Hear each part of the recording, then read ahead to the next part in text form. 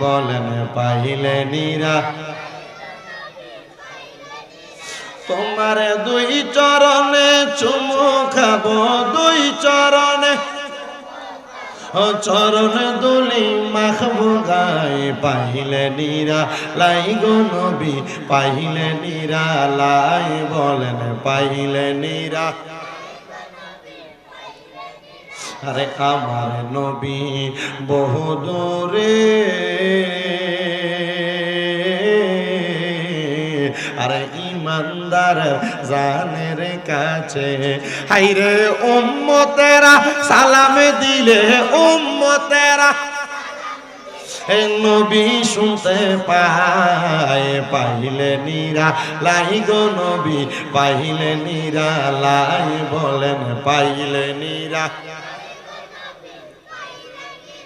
তোমার দুই কদমে চুমু খাবো দুই কদমে চরণে দুলি মাখবো গায়ে পাইলে নিরা লাই গো নবী পাইলে নিরা লাই হায়রে আমরা মৃত লাশ হইলে হায়রে কেউ নিবে না আমরা রে কোলে হায়রে দয়া কইরা কোলে নিবেন দয়া কইরা কোলে নিবেন নবী মুস্তাফায় পাইলে নিরা লাই বলেন পাইলে নিরা লাই গো নবী পাইলে নিরা লাই আল্লাহুম্মা সাল্লি মোহাব্বতে পড়েন মাওলানা মুহাম্মদ ওয়া আলা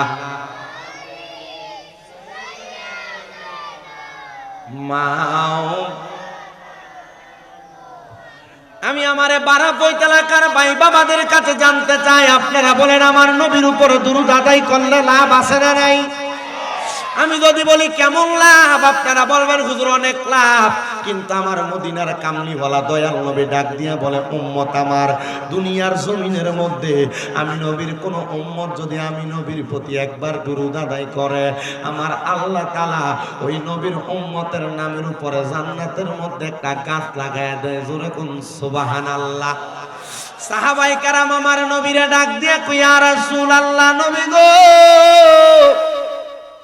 ও দয়ার নবী আপনার কাছে জানতে চাই আল্লাহ যদি জান্নাতের মধ্যে একটা গাছ লাগায় দেয় উম্মতে মুহাম্মদীর লাভটা কি হবে নবী আমার বলে উম্মত একটা গাছ লাগাইলে ওই গাছের মধ্যে যতগুলা পাতা থাকবে ওই পাতার পরিমাণ সওয়াব কাল ময়দানে মাশরে তোমার আমলনামায় দেওয়া হবে জোরে জোরে কোন সুবহানাল্লাহ এই জন্য আমার আল্লাহ তাআলা জানায়া দেয় ও জগতের বান্দার দলেরা তোমরা বেশি বেশি করে ওই নবীর উপর দুরূদ আদায় করো আমি আল্লাহ তাআলা আমার অসংখ্য ফেরেশতাদেরকে লইয়া আমার মদিনার কামলিওয়ালা নবীর উপর দুরূদ আদায় করে আমার আল্লাহ ডাক দিয়া কয় বান্দারে ইয়া আইয়ুহাল্লাযীনা আমানু তোমরা যারা ঈমানদার সাল্লু আলাইহি ওই নবীর উপর দুরূদ আদায় করো শুধু দুরূদ আদায় করো না ওয়া সাল্লিমু তাসলিমা তোমরা ওই নবীর সালাম দাও আদবের সাথে কিন্তু আমার ভাইয়েরা বাবারা বলতে বড় কষ্ট হয় আমাদের সমাজে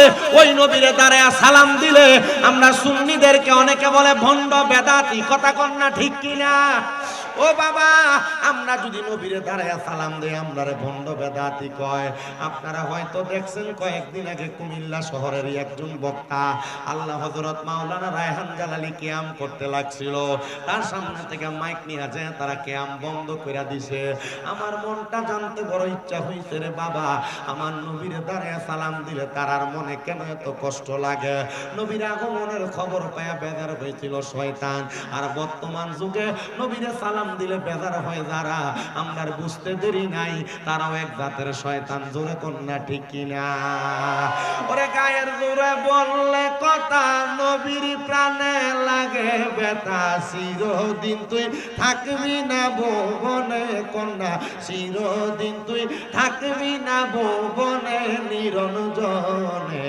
দিবে তোরে দোজকের আগুনে বলেন দিবে তোরে গুনে নিরঞ্জনে দিবে তোরে দোজখ। আমরা নবীরে দাঁড়ায় সালাম দেই, আমরা আমাদের নিজের ইচ্ছাই দেই না, দেই আমরা আল্লাহর ইচ্ছায়। জোরে কোন না, কার ইচ্ছাই দেই? কিন্তু বাবা আমার আল্লাহ তাআলা জানে দেয়, বান্দা তোমরা যদি ঈমানদার হও ওই নবীরে তোমরা তাদিমের সাথে সালাম দাও, ওই নবীর প্রতি প্রাণ ভরে দুরূদ সালাম আদায় করো। আমার আল্লাহ তাআলা ঈমানদারদেরকে ডাক দিলেন, কোনো মুনাফিককে ডাক দেন নাই, কোনো মসজিদের ইমাম সাহেবরাও ডাক দেয় নাই। কারণ আমার আল্লাহ জানে বহু মসজিদের ইমাম সাহেবরা মসজিদের মিম্বরে বইয়া আমার নবীর সালাতু সালামের বিরোধিতা করে, কথা কোন না ঠিক কিনা? আমার আল্লাহ জানে বহু মসজিদের ইমাম সাহেবেরা মসজিদের মিম্বরে বইয়া মাজার বিরোধিতা করে, কথা কোন না ঠিক কিনা? আমরা দেখছি 5 আগস্টের পরে সোনার বাংলাদেশের মধ্যে বহু মাজার গুলারে তারা ভাঙ্গা ফালাইছে, নাম দিছে তৌহিদি জনতা। তৌহিদি জনতা নাম দিয়া আল্লাহর ওলির মাজার ভাঙছে। আমরা বাংলাদেশের সুন্নি মুসলমানের কলিজাতে আঘাত লাগছে, আল্লাহর ওলিদের অন্তরে আঘাত লাগছে। আমি আজকে না, শুধু সারা বাংলাদেশে যত জায়গায় মাহফিলে যায়, আমি প্রত্যেকটা মাহফিল থেকে বাংলাদেশের যিনি প্রধান উপদেষ্টা ডক্টর মোহাম্মদ ইউনূস সাহেবের কাছে আমি আবদার জানাইছিলাম, ও ডক্টর মোহাম্মদ ইউনূস সাহেব এবং বাংলাদেশে পরবর্তী নির্বাচন যারা করবেন, আপনারা সুন্নি জনতার একটা ওয়াদা দেন যে আপনারা নির্বাচনে ক্ষমতায় আসার পরে মাজার যেই ফকিন্নের ফোলারা ভাঙছে এরারে দইরা দইরা মাজার ভাঙ্গার বিচার করবেন। তাহলে আমরা আপনাদের সাথে আছি, নচেত আমরা আপনাদের সাথে নাই। এবার আপনারা বলেন, সোনার বাংলাদেশে সুফিবাদের তত্ত্ব কারখানা আল্লাহর ওলির মাজার দ্বারা ভাঙছে, এই ফকিন্নের ফোলারার বিচারক আপনারা সবাই চান কি চান না? কারা কারা চাই? 2 হাত তুলে আল্লাহরে দেখায়। আল্লাহ, আমি বাংলাদেশের প্রশাসন সহ বর্তমান যিনি উপদেষ্টা, আমি ডক্টর মোহাম্মদ ইউনূস সাহেবের কাছে বলছিলাম, এর আগে আমি বারবার আবেদন জানাইছি, আপনি যে মধ্যে আগুন ধরাইয়া দিছে, কিন্তু খবর লইয়া দেখা গেছে এরা মাজার ভাঙ্গার পরে দেয় মন্দিরে দেয়া পূজা মণ্ডপে দেয়া গুণকীর্তন কইছে। আবার কত সুন্দর বলতেছে পূজা রোজা বলে একরকম। আচ্ছা কোনছে বাবা, এটা কোনো কথা হইলো? কথা হইলো? হ্যাঁ, রোজা আর পূজা বলে একরকম। কি তো গেছে গা, পাগল বলে গেছে। আচ্ছা পাগল না হইলে কি কোনো ভালো মানুষ এই কথা কইতে পারে? কি টিকিট দিলা? হ্যাঁ, জান্নাতের টিকিটও বলে দিলা। আল্লাহ বিচার করতে, আমরা কোয়ার দরকার আছে? আমি আপনাদের সবার কাছে বলি, আল্লাহর ওলিরা আমাদেরকে ইসলাম শিখাইছেন, কথা কোন ঠিক কিনা? আমরার পরনে ধুতি ছিল, আমরারে ধুতি খুললা লুঙ্গি পরাইছে শাহজালাল ইয়ামিনী, কথা কোন না? আমরা ইসলামী মুসলমান দাবি করতে পারতাম না, কারণ আমাদের পৈত্যাদারা ছিল বিধর্মী। আমাদের পৈত্যাদারার নামের আগে ছিল শ্রী, আমাদের পৈত্যাদার নামের পরে ছিল কৃষ্ণ। শাহজালাল শাহ পরানাইছে আমরার নামের আগে মুহাম্মদ লাগাইছে। এই জন্য আমি তাদেরকে বলতে চাইছি, রে বাবাজিরা, তোমরা যারা মাজার বিরোধী, আল্লাহর ওলি বিরোধী, তোমরা একটু কষ্ট কইরা আল্লাহর ওলির মাজারের বিরোধিতা না করে আল্লাহর ওলির মাজারে জিয়ারত করবা। দেখবে জিয়ারতের কারণে তোমার অন্তর পরিষ্কার হবে, কলব ঠান্ডা হবে। এবার আপনারা বলেন, আমরা সবাই অন্তর পরিষ্কার করাইতে চাই কি চাই না?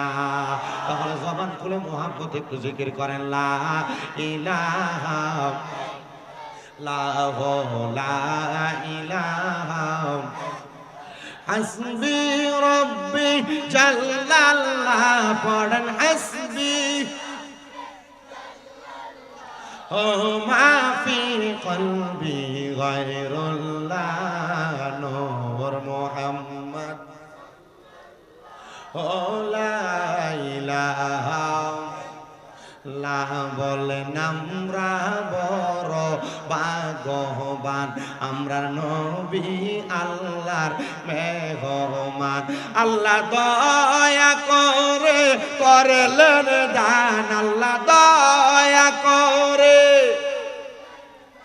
আমরার নবী ইমানের ইমান, লা ইলাহা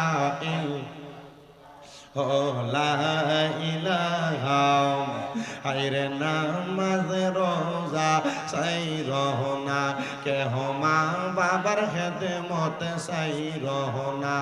আমার নবীর দুরূদ হইল না আমার নবীর, আমার নবীও তোমায় ভুলবে না। লা ইলাহা, ইকুটা বন্ধ করে দেন। লা ইলাহা, লা ইলাহা ইল্লাল্লাহু মুহাম্মাদুর রাসূলুল্লাহ সাল্লাল্লাহু আলাইহি ওয়াসাল্লাম। রাত্র যেহেতু গভীর 11টা বাজে গেছে, আমি জানি ঠান্ডায় অনেকের শরীর এখন ঠান্ডা। আসেন শরীরটা গরম এবং আল্লাহরে খুশি করার জন্য মুহাব্বতের আওয়াজে আমার আল্লাহ তাআলার ইসমে জাতের জিকিরে মশগুল হয়ে যায়। আল্লাহ আল্লাহ আল্লাহ আল্লাহ।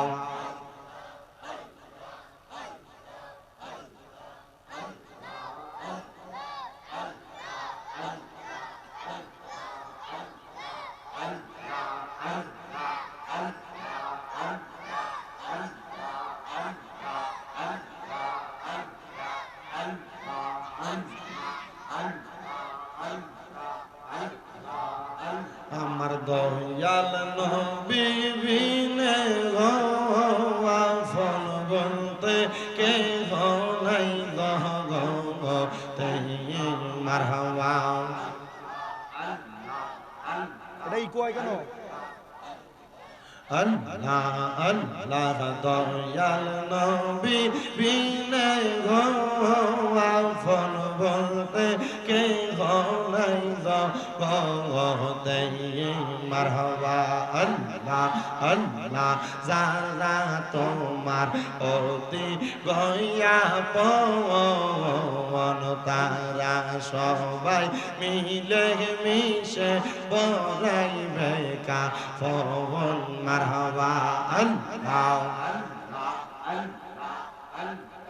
মাটির নিচে করবে দাফন, মাটির নিচে করবে দাফন, থাকতে গদে দিবে না আপন বলতে কে নাই গতে। আমার দয়াল নবী বিনে আপন বলতে কে নাই গতে মারহাবা। আল্লাহ আল্লাহ।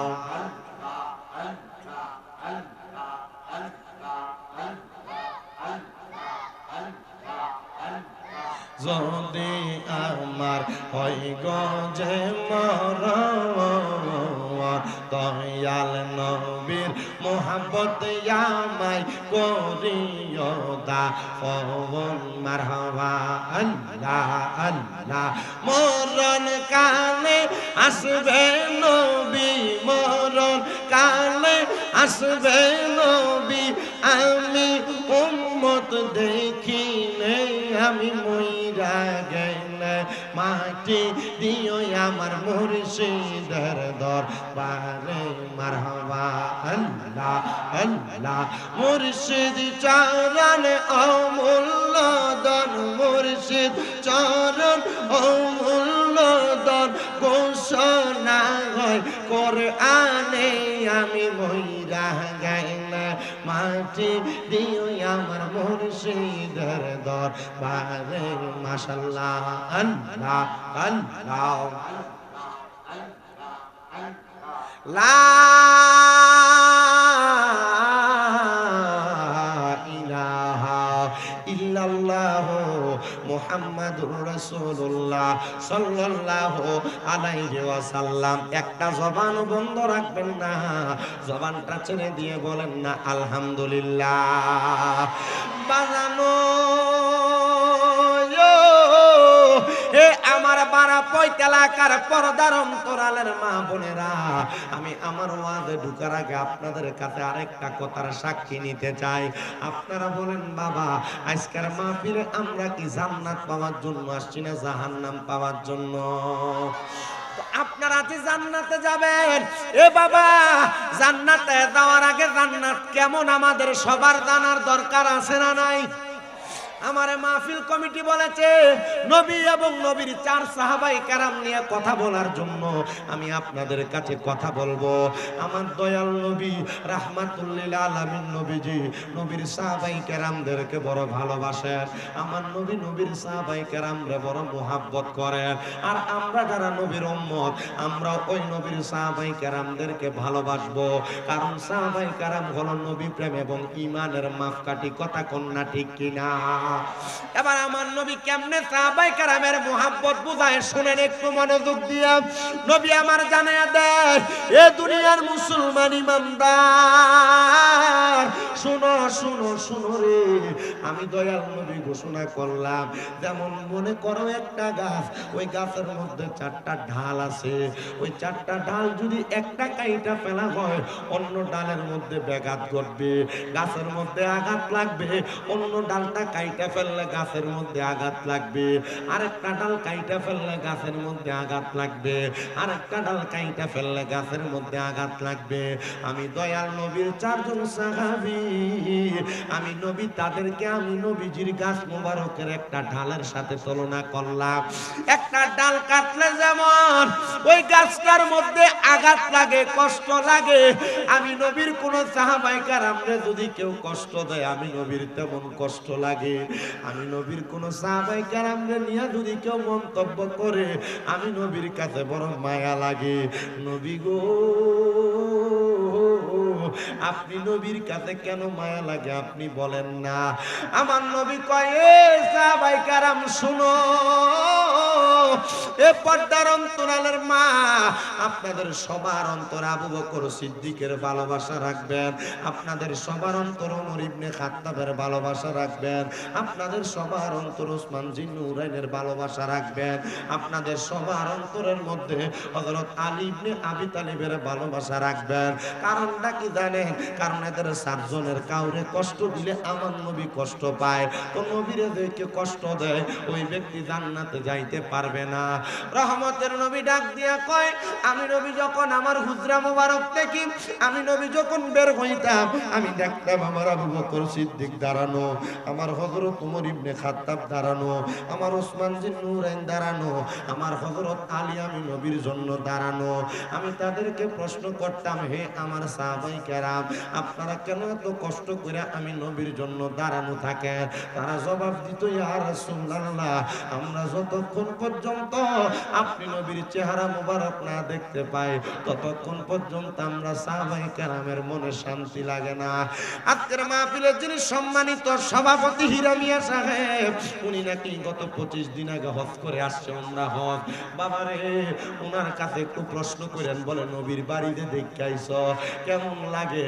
আরে আমার মদিনার নবীর রওজা মুবারকের পাশে নবীর সাহাবায়ে কেরামের ঘর মুবারক গুলা ছিল একবারে কাছে কাছে, এরা দূরে যায়া বাড়ি বানায় নাই রে। বর্তমানে নবীর সাহাবায়ে কেরামের বাড়িগুলো এখন মসজিদ হয়ে গেছে। একটা মসজিদের নাম মসজিদে আবু বকর, একটা মসজিদের নাম মসজিদে ওমর ইবনে খাত্তাব, একটা মসজিদের নাম মসজিদে ওসমান জিন্নুরাইন, একটা মসজিদের নাম মসজিদে আলী ইবনে আবি তালিব, একটা মসজিদের নাম মসজিদে গামামা। নবীর রওজা মুবারকের পিছন দিয়া বাদশা ফাহাদ গেটের ডান দিক দিয়ে একটা মসজিদ, ওই মসজিদের নাম মসজিদে বুখারী। কোন বুখারী জানো?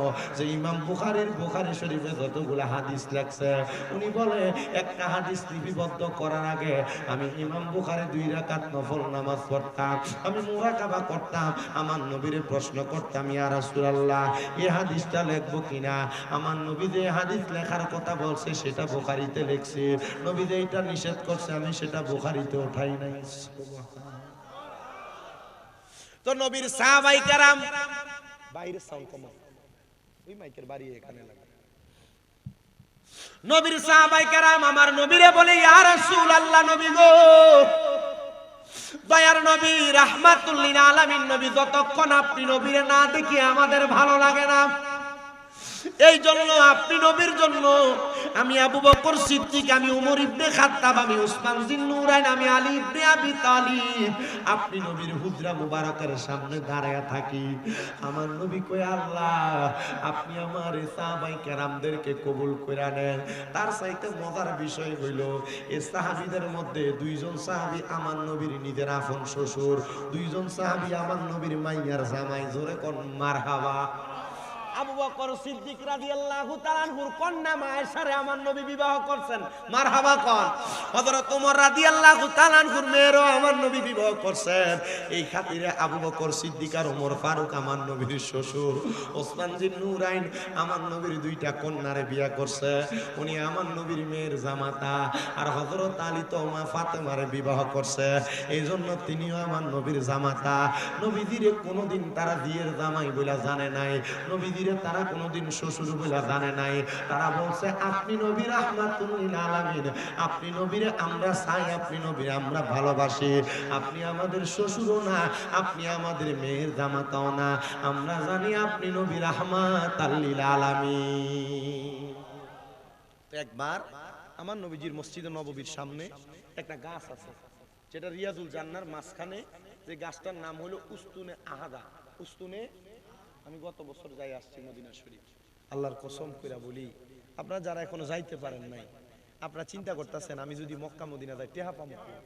অনেক পোলাপান এরা জাগা জমি বেচ্চা বাপ মারে হজে পাঠাইতে চায় না, চিন্তা করে জাগা জমি বেচ্চা যদি বাপ মারে হজে পাঠাই তাহলে আমি থাকবো কই, আমার বাঘে একটু কম পড়বো। তুমি ব্যাক কর, তুমি বোঝো না। কেন বোঝো না? আরে বেটা, তুমি যদি 2 লাখ টাকার 1 শতক জায়গা বেচা বাপ মারে হজে পাঠাও, তোমার বাপ মা হজে যায় যদি মক্কার কাবা ঘরটা দইরা দোয়া করে, আল্লাহ আমার ফুতে সম্পদের চিন্তা করছে না, আমার হজে পাঠিয়ে দিছে জমিটা বেচা, আল্লাহ তুমি আমার সন্তানরে তুমি সম্পদ দিও। আচ্ছা আপনারা কোন তো আল্লাহর কাবা ঘরে দইরা মা বাবার মতো লোক যদি দোয়া করে, আল্লাহ যে সম্পদ বেচা হজে পাঠাইছেন তার চাইতে ডাবল ডাবল অধিক পরিমাণ সম্পদ আপনাদেরকে দিতে পারে কি পারে না? এজন্য পর্দার আড়ালের অনেক মা, আমি দেখছি এখানে অনেক মহিলারা আছে, আমি আমার মাদেরকে বলবো, আম্মা আপনার জামাই প্রতিবার বিদেশ থেকে আসার সময় মিনিমাম একটা স্বর্ণের চেইন, মিনিমাম 2টা কানের দুল, মিনিমাম স্বর্ণের যে কোন একটা কিছু আপনার লেগে আনে। বর্তমান বাজার মূল্য এক ভরি স্বর্ণের দাম 2,17,000 টাকা। আম্মা হজে যাইতে 1.5 লাখ টাকা লাগে গো। স্বর্ণ যদি থাকে বিক্রি করে মক্কা মদিনা যান। আল্লাহর কসম কইরা কই, জীবনের স্বাদ কি, শান্তি কি, মজা কি মক্কা মদিনা গেলে পাওয়া যাবে। আমি মদিনা শরীফে যতদিন পর্যন্ত ছিলাম, আমি নবীজির রওজার প্রত্যেক ওয়াক্ত নামাজের পরে নবীজির রওজার দিকে তাকিয়ে তাকিয়ে সালাম দিছি। আর মুনাজাতে আমি 3টা দোয়া করছি। কয়টা? 3টা দোয়া করছি। 1 নাম্বার দোয়া করছি, আল্লাহ আপনার হাবিবের রওজার সামনে আসছি, এত অল্প বয়সে আমি মদিনার রওজার সামনে আসবো আমি বুঝতে পারি নাই, আমি অযোগ্য, ইয়া রাসূলুল্লাহ আপনি আমারে কবুল করেন। 2 নাম্বার কইছি, আল্লাহর হাবিব আমি আমার মা বাপরে লইয়া আপনার রওজা মুবারকে আইতাম, 3 নাম্বার দোয়া করছি, ইয়া রাসূলুল্লাহ বাংলাদেশে যখন ওয়াজ মাহফিলে যাই, এই মানুষগুলার লইয়া আপনি নবীর দুরূদ পড়ি, সালাম দেই, নবী গো আপনি দুনিয়াতে এখনো পর্যন্ত যারা আপনি নবী রওজাতে আসে নাই, তারারে মরণের আগে একবার আপনার রওজা মুবারক দেখাই। আমি এই দোয়াটা কাবা ঘর ধরে করছি।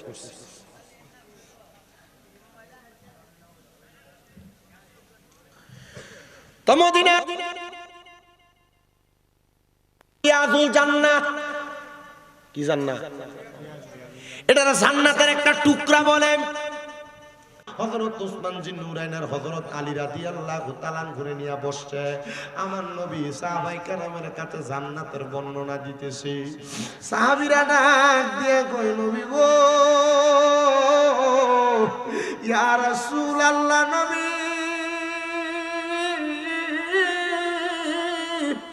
আপনি বলেন না গো নবী, আল্লাহ যে আমাদেরকে জান্নাত দিবে, ওই জান্নাত দেখতে কেমন?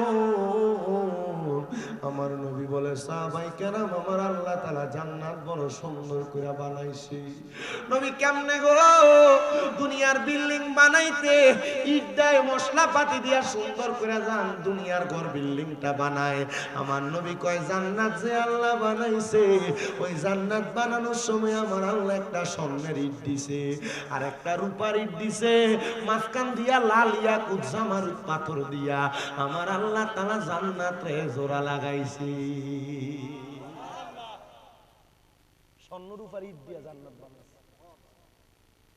আপনি একটা বাড়ি ভাড়া নিবেন, মাসিক ভাড়া 10,000 হবিগঞ্জ শহরে।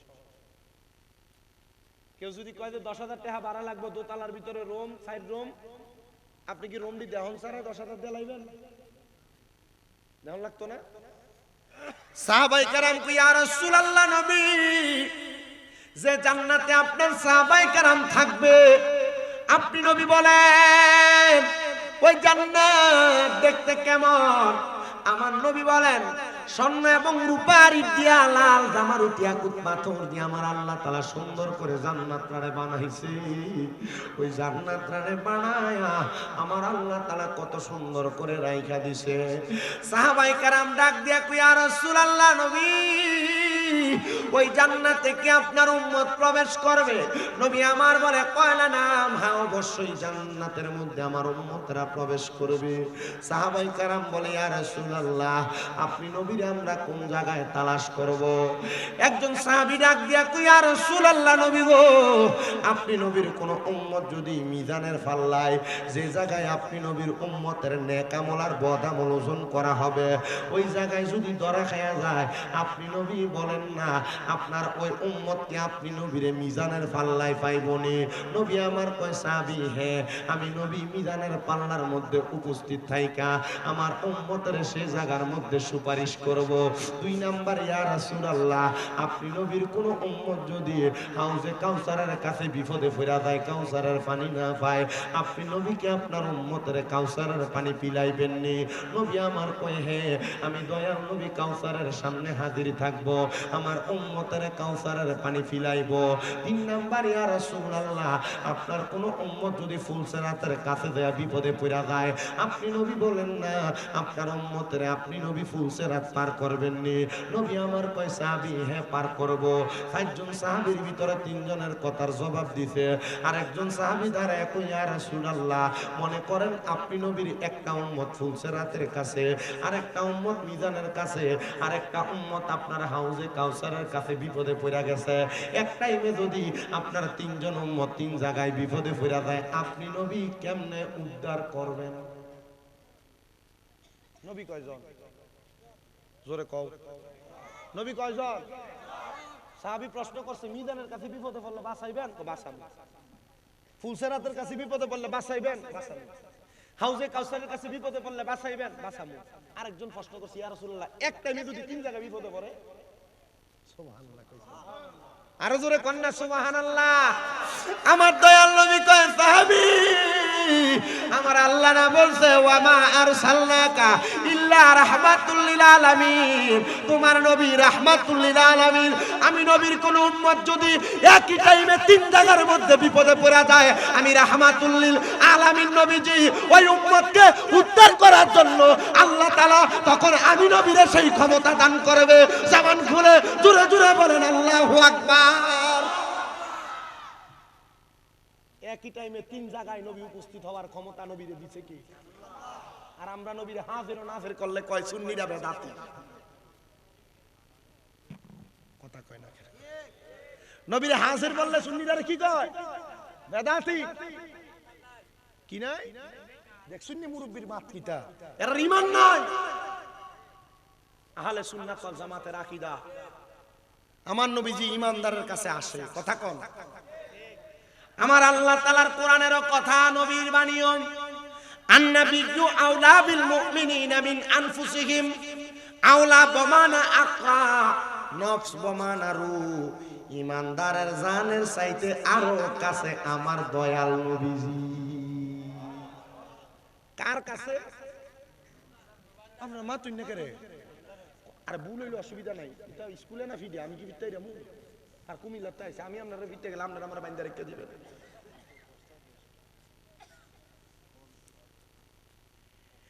নবী ইমানদারের জানের চাইতার নিকটে। এজন্য আশিক লিখতেছে আমার দয়াল নবীজি, আমার মায়ার নবীজি, আমায় একটু দিদার দিতে হয়ে যাও রাজি। আমার দয়াল নবীজি, আমার মায়ার নবীজি, আমায় একটু দিদার দিতে হয়ে যাও রাজি। কে যাও তুমি মদিনাতে অনুকার মাঝি, কে যাও তুমি মদিনাতে অনুকার মাঝি, যার কাছে যাইবা আমি তাহারে খুঁজি। আমার দয়াল নবীজি, আমার মায়ার নবীজি, আমায় একটু দিদার দিতে হয়ে যাও রাজি, আমায় একটু দিদার দিতে হয়ে যাও রাজি। একটা জবানও বন্ধ রাখবেন না, জবান খুলে জোরে জোরে কোন ইয়া রাসূলুল্লাহ। সাহাবীরা একটা ডাক দিয়ে ইয়া রাসূলুল্লাহ, নবী গো, তাহলে আপনি নবীজি উম্মতকে বাঁচানোর জন্য সব জায়গার মধ্যে হাজির থাকবেন। নবীর সাহাবায়ে কেরামও মেনে নিলেন। আল্লাহর নবী রাহমাতুল লিল আলামিন নবীর একজন সাচ্চা পাক্কা আশিক হযরতে আবু ইউসুফ তাফতাদানি রাহমাতুল্লাহ আলাইহি বলেন, এ জান্নাতের আশা করতে করতে আমি আবু ইউসুফ বিয়া করি নাই।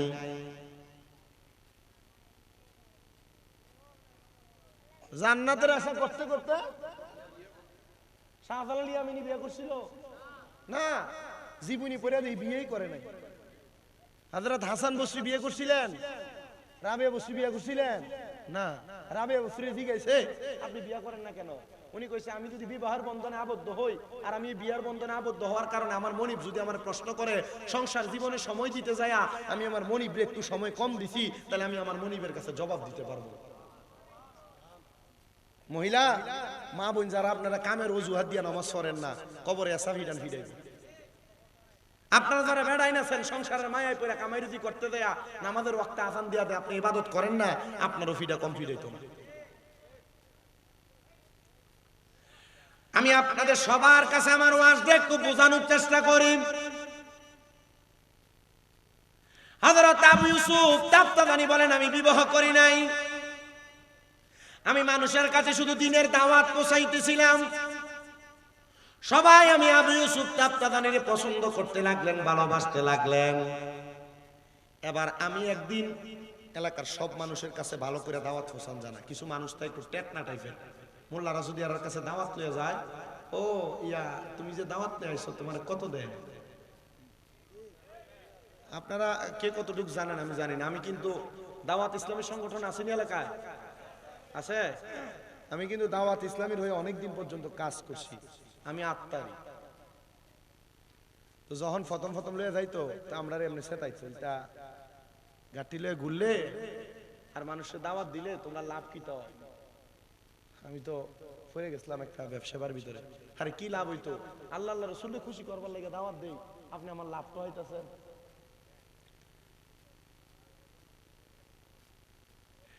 এলাকার মধ্যে এমন অনেক মানুষ থাকে যাদের কাছে এমন দাওয়াত নিয়ে গেলে শুনতে মন চায় না, তার কাছে ভালো লাগে না, আছে না নাই? হযরত আবু ইউসুফ তাফতাদানি বলেন, আমি একবার আমার এলাকার কয়েকজন মানুষের কাছে দাওয়াত নিয়ে গেলাম। দাওয়াত নিয়ে যাওয়ার পরে এলাকার মানুষগুলা আমি ইউসুফ তাফতাদানির কাছে ডাক দিয়া কই, আবু ইউসুফ তাফতাদানি, তুমি যে দাওয়াত নিয়ে আইলা, তুমি আমার কাছে বলো না, তুমি তো এখনো পর্যন্ত তোমার উপর বিবাহ করা ফরজ হয়ে গেছে, তুমি বিয়েই করছো না, তো তুমি কেমনে আমরারে ইবাদতের দাওয়াত দাও, জান্নাতের দাওয়াত দাও? আবু ইউসুফ তাফতাদানি কয়, ও মানুষ, তোমরা আমারে বিবাহের কথা বলে আটকানোর চেষ্টা করছো, না রে না, আটকাইতে পারবা না। বলে তাইলে জবাব দাও, কেন তুমি বিবাহ করো না? আবু ইউসুফ তাফতাদানি কয়, ও জগতের মানুষ, আমার এই প্রশ্নের জবাব তোমরা আগামী কালকে আসরের পরে মাগরিবের আগে পাইবা। মারহাবা কর। তোমরা আগামী কালকে আসরের পরে মাগরিবের নামাজের আগে আমার বাড়িতে যাইবা, আমার সঙ্গে সাক্ষাৎ করবা। আমি তোমাদেরকে দাওয়াত দিলাম, তখন আমি তোমাদেরকে আমার বিবাহ না করার কারণ বলবো। আবু ইউসুফ তাপ্তাদানির কথা শুনে তারা বড় পাগল, অবাক হয়ে গেলেন। তারা বলে ঠিক আছে, আমরা পুরো এলাকার মানুষ আবু ইউসুফের কাছে কথা শুনবো। আবু ইউসুফ আমাদেরকে প্রশ্নের জবাব দিলে তারপরে আমরা আবু ইউসুফের কাছে হাত রেখে ইসলাম ধর্ম গ্রহণ কইরা জান্নাত পাওয়ার জন্য আমরা ইবাদত করব। সবাই আবু ইউসুফের কথায় রাজি। পরের দিন আসরের নামাজ সময় ওয়াক্ত হয়ে গেছে, সবাই আবু ইউসুফ তাপ্তাদানির বাড়িতে গেছে। মনে করেন এই স্টেজটা হইলো আবু ইউসুফ তাপ্তাদানির বাড়ি, আর এই আবু ইউসুফ তাপ্তাদানির এলাকা হইলো এটা পুরানা। তো সবাই চারিদিক থেকে আবু ইউসুফ তাপ্তাদানির বাড়িতে ঢুকতেছে, কিন্তু আবু ইউসুফ তাপ্তাদানির রাইতের ভিতরে কই থেকে জানি বড় বড় গাছের গুড়ি আইনা তার ঘরটার সামনেটার ভিতরে গাড়াইয়া দিছে। মানে ঘরে প্রবেশ করার রাস্তা কি করছে, বন্ধ করে দিছে। সবাই ওই গাছের বাহির থেকে ডাক দিয়া কয়, এ আবু ইউসুফ তাপ্তাদানি, তোমার ঘরে প্রবেশ করার দরজা বন্ধ, তুমি আমাদেরকে দাওয়াত দিছো। আবু ইউসুফ তাপ্তাদানি কয়, তোমরা না তোমাদের প্রশ্নের জবাব চাইছো, যদি প্রশ্নের জবাব পাইতে চাও তাইলে তোমরা এই বাধাটা ডিঙ্গিয়ে আমার কাছে আসো। সবাই কয় চলো রে, আবু ইউসুফ আমাদের সাথে চালাকি করতেছে, তাড়াতাড়ি যে একটা কুড়াল আনো আর একটা গাছ কাটার জন্য করাত নিয়ে আসো। তারা কুড়াল এবং করাত আইনা আবু ইউসুফ তাপ্তাদানির বাড়ির সামনে ওই গাছের গুড়িগুলা কাটতে লাগলেন। কাইটা আবু ইউসুফ তাপ্তাদানির ঘরে প্রবেশ করবে এমন টাইমে দিছে মাগরিবের আযান। তারা ডাক দিয়া কয়, আবু ইউসুফ তাপ্তাদানি রে, আমাদের প্রশ্নের জবাব দাও। আবু ইউসুফ জিগা, তোমরা আমি কোন সময় দাওয়াত দিছিলাম? আসরের পরে মাগরিবের আগে। এখন কোন ওয়াক্ত? মাগরিবের আযান দিছে, মাগরিবের ওয়াক্ত। কো যাও আগামী কালকে আসো, তারপর জবাব পাইবা। এরা কয় আবু ইউসুফের কাছ থেকে আমরা জবাব নিয়েই ছাড়বো। এরা পরের দিন সবাই আসার সময় দাও আর কুড়াল আর কাটার জন্য যন্ত্র নিয়ে আসছে। এরা আইসা দেখে আবু ইউসুফ তাপ্তাদানির বাড়ির সামনে আগের দিন একটা একটা করে গাছের গুড়ি লাগাইছে, পরের দিন আবু ইউসুফ তাপ্তাদানি ডাবল ডাবল করে বেড়া লাগাইছে। এরা ওই দিনও বেড়া কাটতে কাটতে মাগরিবের ওয়াক্ত হয়ে গেছে। এ আবু ইউসুফ তাপ্তাদানি রে, তুমি বলো, তুমি বলো, তুমি কি আমাদেরকে প্রশ্নের জবাব দিবা না? বলে দিব তো, তোমাদেরকে আমার ঘরে দাওয়াত দিয়েছি, তোমরা আমার ঘরে প্রবেশ করো, তারপর আমি তোমাদের প্রশ্নের জবাব দিব। তারা বলে পরের দিনও গাছের গুড়ি কাটতে কাটতে মাগরিবের ওয়াক্ত হয়ে গেছে, আমরা পরের দিনও যাইতে পারি নাই। আবু ইউসুফ আমাদেরকে তৃতীয় দিন আসতে বললেন, আমরা রাজি হয়ে গেলাম। তৃতীয় দিন সবাই কুঠার নিয়ে হাতের মধ্যে আমরা করাত নিয়ে আবু ইউসুফের বাড়ির দিকে আসছি। পরের দিন যায়া দেখি আবু ইউসুফের বাড়ির সামনে কোনো বেড়া নাই, আবু ইউসুফের বাড়ির সামনেটা একবারে খালি, দরজাটা খোলা। আবু ইউসুফ নামাজের মুসল্লায় বসা। আবু ইউসুফ যখন নামাজের মুসল্লাতে বসা, আমি জিগাইলাম, এ আবু ইউসুফ, তুমি যে আজকে কোনো বেড়া দাও নাই? ডাক দিয়া কই, ও এলাকার মানুষ, তোমরা আমার কাছে কেন আসছো? বলে জানতে তুমি কেন বিবাহ করো না? আমাদেরকে জান্নাতের দাওয়াত দাও। বিবাহ করার কারণে তো একটা মানুষের দিন অর্ধেক পরিপূর্ণ হয়ে যায়, তো তুমি বিবাহ না কই না, আমাদেরকে কেন জান্নাতের দাওয়াত দাও? এই জবাবটা দাও।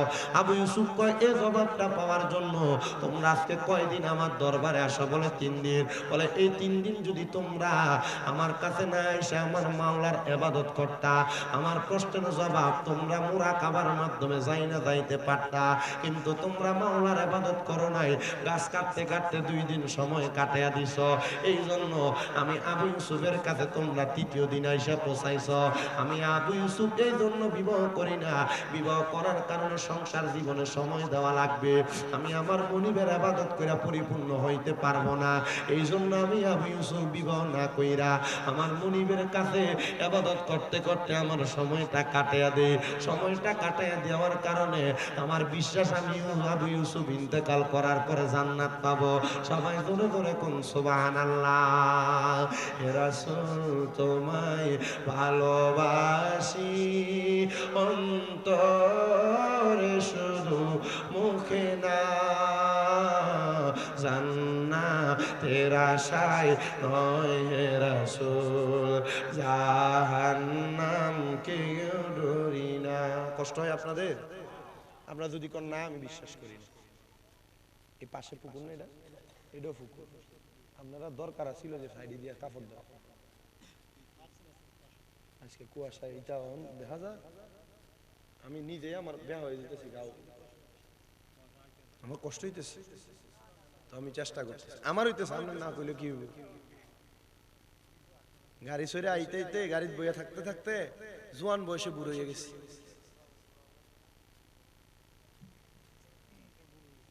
একটু মোহাব্বতে আপনারা পড়বেন, হে রাসূল তোমায় ভালোবাস অন্তরে শুধু মুখে না, জান্নাতের আশায় নয় হে রাসূল জাহান্নাম কেউ ডরি না। তোমায় পাওয়ার আশায় মন ছুটে যায় মদিনা, হায় তোমায় পাওয়ার আশায় মন ছুটে যায় মদিনা, হায় এই সুর যদি শুনে থাকো একবার দেখা দাও না, হে রাসূল তোমায় ভালোবাসি অন্তরে শুধু মুখে না,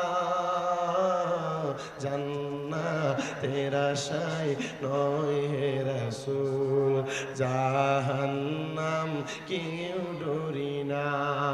তোমার ওই নাম শুনিলাম দু চোখে দেখলাম না, তোমার ওই নাম শুনিলাম দুই চোখে দেখলাম না, এই সুর যদি শুনে থাকো একবার দেখা দাও না, হে রাসূল তোমায় ভালোবাসি অন্তরে শুধু মুখে না, জান্নাতের আশায় নয় হে রাসূল জাহান্নাম কেউ ডরি না। আবু ইউসুফ দাবদাদানি এলাকার মানুষরা বলে, এলাকার মানুষ আমি এজন্য বিবাহ করি না, তোমরা কি আমার এখন অপরাধী বলবা? তোমরা কি আমারে দোষী বলবা? রে বাবাজিরাম, বিবাহ করার পরে সংসার জীবনে যাওয়ার কারণে আপনার কত ওয়াক্ত নামাজ ছুটে যায়? বিবাহ করার কারণে সংসার জীবন, ছেলেমেয়ের পড়ালেখার খরচ জোগাইতে যায়, কাজকর্মে গেলে আপনার কত ইবাদত ছুটে যায়, কত কাজের মধ্যে আপনি মিথ্যা কথা বলেন। আপনার দুনিয়ার জমিনের মধ্যে আল্লাহ তাআলার খুশি করার মতো কোনো কাজ থাকে না। আবু ইউসুফ দাবদাদানি কই, জগতের মানুষ আমি আর কোনোদিন তোমাদের কাছে দাওয়াত নিয়ে যাইতাম না, যাও রে যাও, তোমরা যদি জান্নাতে ভালোবাসো তাইলে তোমরা জান্নাতে যাওয়ার চেষ্টা করবা। তারা কয় আমরা জান্নাত পাইতাম কেমনে? আবু ইউসুফ দাবদাদানি কয় ইবাদতের মাধ্যমে। বলে কোন ইবাদত? আল্লাহ কোরআনে কয় ইন্নাল্লাযীনা আমানু ওয়া আমিলুস সালিহাতি উলাইকা হুম খায়রুল বারিয়া। আল্লাহ জানায়া দেয়, বান্দা নিশ্চয় যারা ঈমান আনয়ন করে, নেক আমল করে রে, আমি আল্লাহ বললাম তারাই হইল দুনিয়ার সবচাইতে ভালো মানুষ। আল্লাহ এই ভালো মানুষদের পুরস্কার কোনটা? আল্লাহ কয় জাযাউহুম ইনদা রাব্বিহিম জান্নাতু আদনিন, ওই ভালো মানুষের পুরস্কার হলো জান্নাতুল আদন। মাবুদ জান্নাতুল আদম দিবেন, কথা সত্য। ওই জান্নাতুল আদম কি সবাই পাবেনি? বলে যদি দুনিয়ার মানুষ অন্তরে আল্লাহ এবং তার রাসূলের ভালোবাসা নিয়ে সাহাবায়ে কেরামের মুহাব্বত নিয়ে ইন্তেকাল করতে পারে, তারা ওই জান্নাতের অধিকারী হইতে পারবে। আবু ইউসুফ তাফতাদানির কাছে আবার হিন্দু একটা লোকায়া ডাক দিয়ে, আবু ইউসুফ তুমি যেহেতু কইছো জান্নাত পাইবো, তুমি যদি আমার জান্নাতের গ্যারান্টি দিতে পারো তাহলে আমার কালেমা পড়াও। আবু ইউসুফ করে পাগলা কইতে গেছে। আবু ইউসুফ তাফতাদানি কয় ঠিক আছে তুমি কালেমা পড়ো। বলে তাইলে আগে জান্নাতের গ্যারান্টিটা তুমি আমার একটা কাগজে লেখা দাও। কই লিখে দিত? কাগজে জান্নাতের গ্যারান্টি লিখে দিত। বলে কাগজে লেখলে লাভটা কি হবে? বলে আমার মরার পরে আমার কাফনের মধ্যে লেখা দিও। এজন্য তা আশিক সুরে সুরে লেখছে, আমার কাফনে দিছি নবীজির নাম, বলিস না রে বলিস না, কাফনে দিছি নবীজির নাম, বলিস না রে বলিস না, আমার রক্তের বাঁধন আত্মার স্বজন শোনো দিয়ে মন, সবার কাছে আমি করি এটাই আবেদন, আমি হঠাৎ করে মরে গেলে, হঠাৎ করে মরে গেলে কান্দিস না কেউ কান্দিস না, কাফনে দিছি নবীজির নাম, বলিস না রে বলিস না, কাফনে দিছি নবীজির নাম, বলিস। ওরে লাশটি নিয়ে গরম জলে গোসলের পড়ে, বিছানাটা সাজাই দিবি খুশবু আতরে, বলেন বিছানাটা সাজাই দিবি খুশবু আতরে, দিবি তুলে নবীর কুলে, দিবি তুলে নবীর কুলে, কান্না বিলাপ করিস না, কাফনে দিস নবীজির নাম, ভুলিস না রে বলিস না, কাফনে দিস নবীজির নাম, বলিস না রে বলিস না, দুলা সাজাই পালকি চড়াই নিবিরে যখন, নাতে রাসূল পাঠ করিও ও বৈরাতিগণ, নাতে রাসূল পাঠ করিও ও বৈরাতিগণ, দিবি তুলে নবীর কুলে, দিবি তুলে নবীর কুলে, দাঁত বেদাত বলিস না, কাফনে দিস নবীজির নাম, বলিস না রে বলিস না, আমি হঠাৎ করে গেলে মোরে, হঠাৎ করে গেলে মোরে, কান্না বিলাপ করিস না, কাফনে দিস নবীজির নাম, বলিস না রে বলিস না। জবানটা ছেড়ে দিয়ে উচ্চ কণ্ঠে জোরে জোরে কোন আল্লাহু আকবার।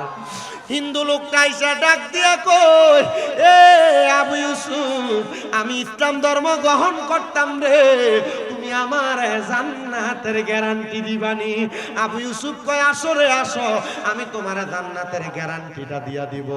আবু ইউসুফ ডাক দিয়া কয় জগতের মানুষ, ওই ব্যক্তি যখন ইসলাম ধর্ম গ্রহণ করতে আসছে, পুরা এলাকার মানুষ আমার সামনে নিয়ে আইছে, কাগজটা আমার সামনে দিয়া কয় আবু ইউসুফ কাগজের মধ্যে লেখা দাও যে আমি ইসলাম ধর্ম গ্রহণ করার কারণে জান্নাতে যাবো।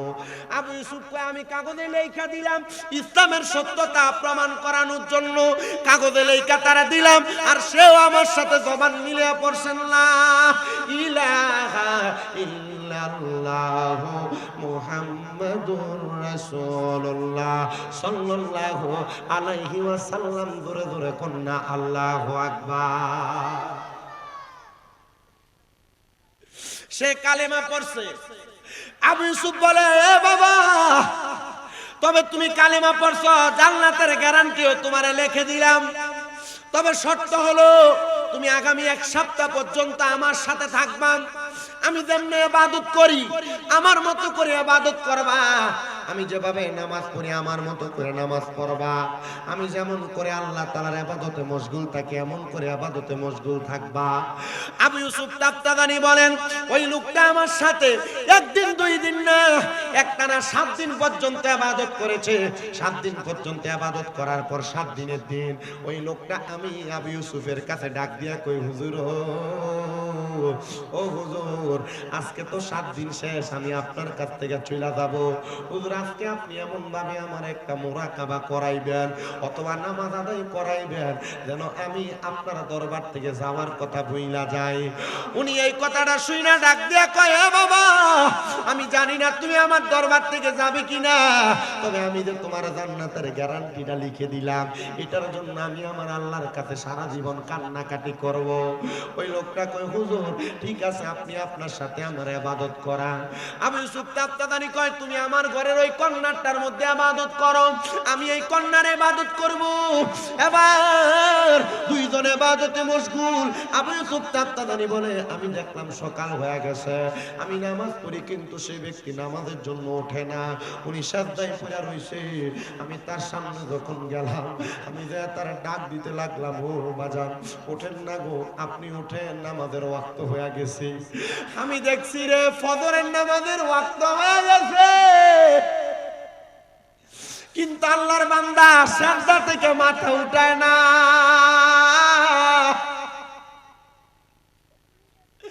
আমি চিন্তা করতে লাগলাম, সে যে মারা গেল,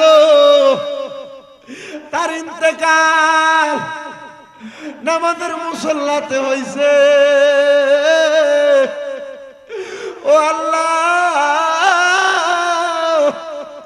এ হবিগঞ্জের পইলের বারাপইতের যুবকেরা 15তম সুন্নি মুখা সম্মেলন সাজাইছে। ওই ব্যক্তি 7 দিন আগে ইসলাম ধর্ম গ্রহণ করছে, নামাজের সাজদাতে মারা গেছে। আমার নবীনা বলছে, নামাজরত অবস্থায় কেউ যদি মরে, তার মরণটা শহীদের মরণ হয়ে যায়। আল্লাহ, আমরা যে সুন্নি মাহফিল করি, আমরা যে আল্লাহ তোমার জিকির করি, নবীর দুরূদ পড়ি, আমরা যে পীর আউলিয়ার সম্মান গাই, গুণকীর্তন করি, আল্লাহ তুমি বলো না আমরার মরণটা নামাজের মুসল্লায় হইবনি। কত মানুষ ঘুমে মইরা থাকে, কত মানুষ অ্যাক্সিডেন্টে মারা যায়, কত মানুষ স্ট্রোক করে মারা যায়, কত মানুষ হার্ট অ্যাটাক করে মারা যায়। ও আল্লাহ বলো না আমরার মরণ রমজান মাসের জুমার দিনে ইফতার সামনে লইয়া হইবনি। হে দাড়ি পাকা মুরব্বী বাবা, দাড়িগুলা পাইকা গেছে রে। এ পর্দার অন্তরালের মা,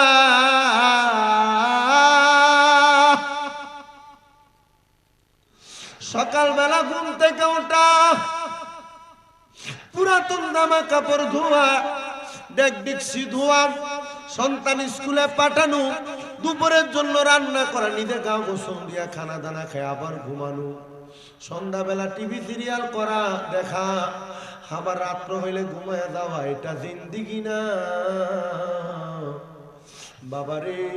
সকাল 7টা 8টার মধ্যে কাজে বের হইয়া সন্ধ্যা 6টা 7টায় বাড়িতে আসা, 5 ওয়াক্ত মসজিদে নামাজ হয়, এটা জিন্দিগি না রে। তোমার জিন্দেগি কোনটা জানো? যে জিন্দেগিতে 5 ওয়াক্ত নামাজ নাই, এটা জিন্দেগি না, এটা গুনাহের জিন্দেগি। যেই জিন্দেগিতে নামাজ আছে, 5 ওয়াক্ত রোজা আছে, যেই জিন্দেগিতে নবীর সুন্নত আছে, এটাই জিন্দেগি। এই জিন্দেগি দিয়া বন্দেগি, জিন্দেগিতে বন্দেগির কারণে কবরের জিন্দেগি হবে তোমার নাজাতের জিন্দেগি। যুবক ভাইরা নামাজ ছেড়ে দেন, আপনারা যারা দেন আপনার পাও আমার সামনে দেন। মুরব্বী আপনাদের যাদের বয়স হয়ে গেছে, আপনারা কি চিন্তা করতেছেন আপনারা কি কোনোদিন মরবেন না? মরার পরে কবরে যাওয়ার পর আপনি কি প্রশ্নের জবাব দিবেন না? আপনি কি জানেন আউয়ালু মা ইউহাসাবু বিহিল আবদু ইয়াউমাল কিয়ামাতিস সালাহ? আল্লাহ তাআলা কাল ময়দানে মাশরে কিয়ামতে সর্বপ্রথম মানুষের নামাজের হিসাব নেবেন। নামাজের হিসাব আপনারা যারা এগুলা ছেড়ে দিচ্ছেন আল্লাহর কাছে কি জবাব দেওয়া লাগবে না?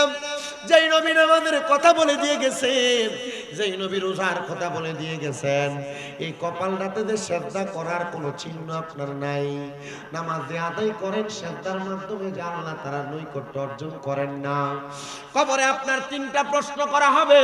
মান রাব্বুকা ওয়া মান দীনুকা।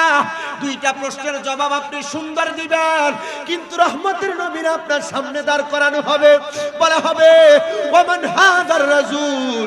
এই ব্যক্তিরে তুমি চিনো কিনা? তুমি নামাজ না পড়ার কারণে তোমার চেহারা বলে দিবে তুমি বেনামাজি। নবী যদি তোমার চেহারা দিয়ে তাকে কয় তোমারে আমি চিনি না, জবাব নাই, জবাব নাই, জবাব নাই। এ পর্দার অন্তরালের মা, আমি চাই না গো হবিগঞ্জের পৈলের বাড়া পৈতের কোনো মা বোনেরা দুদকে যাক। আমি চাই না রে সোনার বাংলাদেশের কোন মহিলা দুদকে যাক। ভারত, ইন্ডিয়া, সারা বিশ্বের যত আমার ভক্তরা আছে, আমার কোন মহিলা মা বোন দুদকে যাক। এ আমার দাড়ি পাকা মুরব্বী আব্বাজি, আমি চাই না আমার কোন মুরব্বী বাবা দুদকে যাক। এ আমার যুবক ভাই, আমি চাই না তোমরা কেউ দুদকের আগুনে জ্বলো। আমি চাই না রে, চাই না কোন ছোট বাচ্চা দুদকের আগুনে জ্বলো।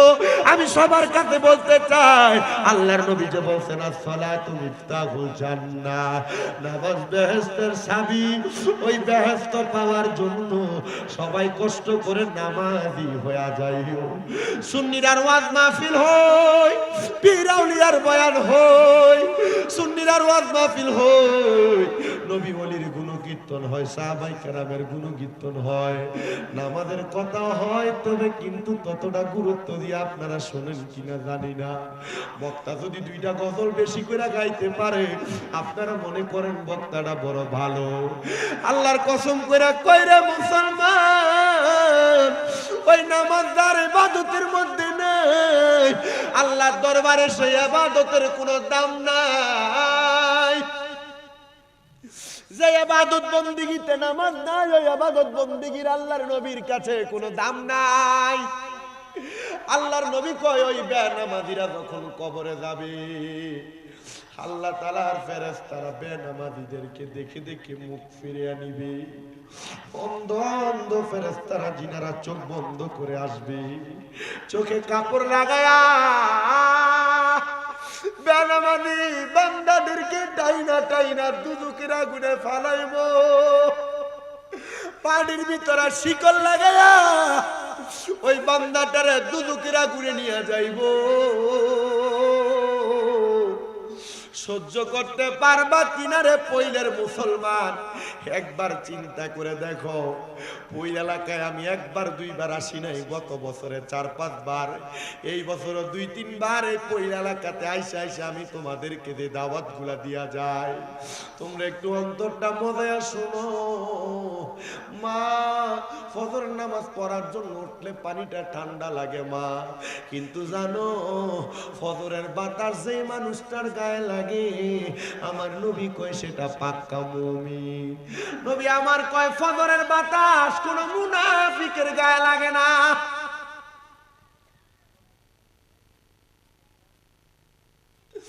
যোহরের নামাজ যে পড়ে না, বলে হুজুর আমার কামাই রুজিতে বরকত নাই। আর বেটা হবে কেমনে? নবী আমার কয় যেই ব্যক্তি যোহরের নামাজ ছেড়ে দেয় তার রিজিক কইমা যায়। তুমি মনে করছো লাখ লাখ টাকা কামাই করে শান্তি পাইবা? আল্লাহর কসম, লাখ টাকা কামাই করতে পারবা, শান্তি পাইবা না। যদি রিজিকে বরকত পাইতে চাও যোহরের নামাজ পড়বা। কি এর নামাজ? বলে হুজুর শরীর দেখতে বড় সুঠাম, কিন্তু শক্তি পাই না। আল্লাহর নবী কয় যে ব্যক্তি আসরের নামাজ ছেড়ে দেয় ওই ব্যক্তি শরীরের শক্তি কমে যায়। যেই ব্যক্তি মাগরিবের নামাজ ছেড়ে দেয়, ওই ব্যক্তি মাগরিবের সালাত ছেড়ে দেওয়ার কারণে তার সন্তান সন্ততি তার কোনো কাজে আসে না। যেই ব্যক্তি আসরের নামাজ ছেড়ে দেয়, আল্লাহর অসংখ্য ফেরেশতারা তার বদদুয়া দেয়, আর তার রাতের ঘুমে কোনো প্রশান্তি হয় না। আর ফজরের নামাজ যারা ছেড়ে দেয়, আল্লাহ তাআলা তার চেহারার মধ্য থেকে নূর কাইরা নিয়ে যায়। দেখবেন বহু কালা কালা বেড়ায় ফজরের নামাজ পড়ে, কিন্তু চেহারাটা দেখতে বড় তেল তিল্লা ভালা লাগে। কারণ কি? কারণ হলো ফজরের নামাজ। আরে ফজর গেল ঘুমের ঘরে রে, জোহর গেল কাজে, আসর গেল হেলাই দুলাই রে, মাগরিব এসা হেলাই দুলাই রে। হায় রে ওরে জীবন গুনাই গুনাই গেল রে।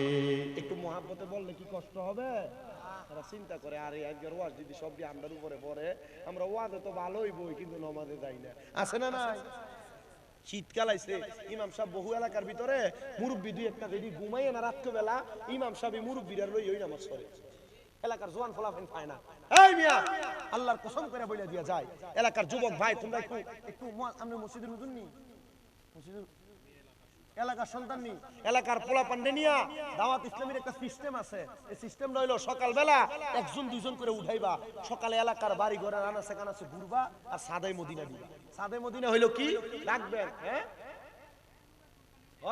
আবার আবার ফজরের সময় যদি মাইকে যদি আজানের আগে দিয়ে 10 মিনিট 15 মিনিট কেউ ডাহে গজল টজল কয়, ইতা মাত মাতে কি লেগা, অত ডাহা ডাহা কি লেগা, আমার ঘুমের ডিস্টার্ব হয় না, এটা শয়তান। নিজেও নামাজ পড়ে না, অন্যরারে পড়ার লেগে ডাকলে এটাও পছন্দ করে না।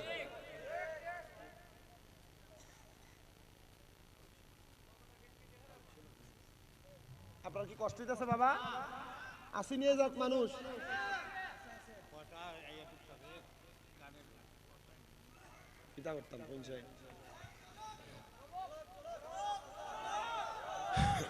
আমার ঠান্ডা লাগলে আমি কালকে ওয়াজ করতাম না। তুই আরো বড়টা হয়তো নি জিকির নামাজ সারা জিকির দিয়ে খামইব।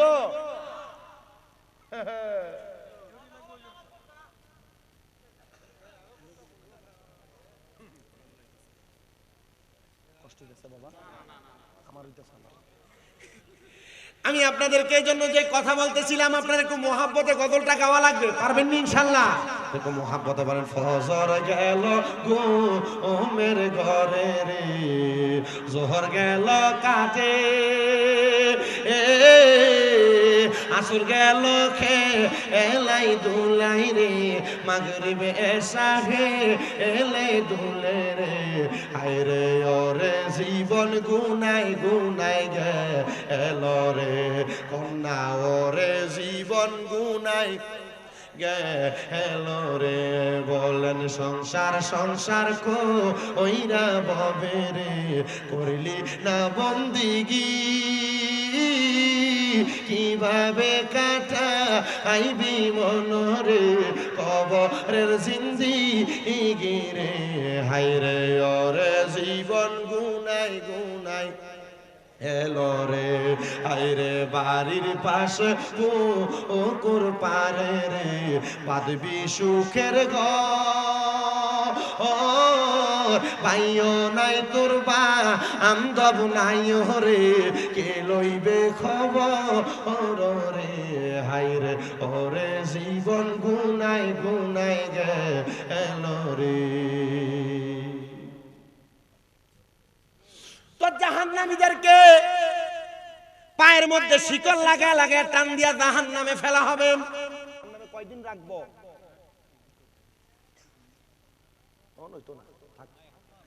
জাহান্নামীদেরকে কয়দিন রাখবো? আল্লাহর নবী কয়, এ দুনিয়ার মুসলমান, এ মা বোনেরা আপনারা মনোযোগ দিয়া শুনেন আম্মু, জাহান্নামীদেরকে আমার আল্লাহ তাআলা সর্বনিম্ন 3000 বছর আগুনে জ্বালাইবো। 3000 বছর।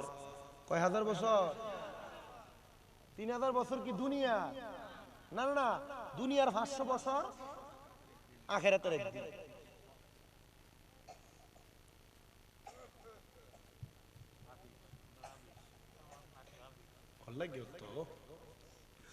এ দুনিয়ার মুসলমান,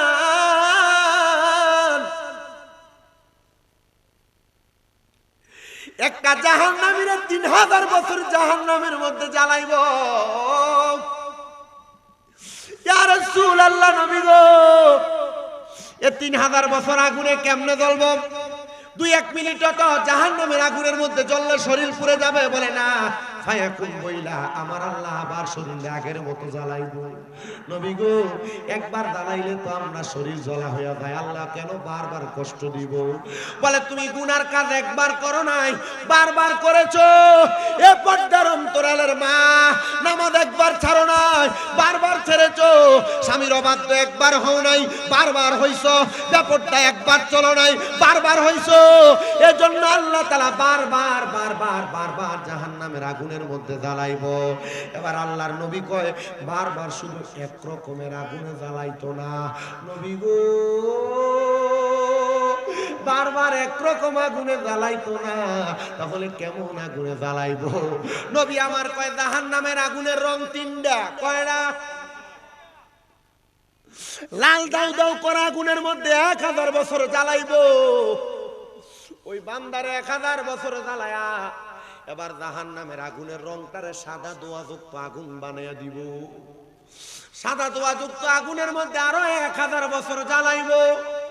ওই বান্দাটারে 2000 বছর আগুনে জ্বালায়া আগুনটার এবার কালো ধোঁয়াযুক্ত আগুনে রূপান্তরিত করব।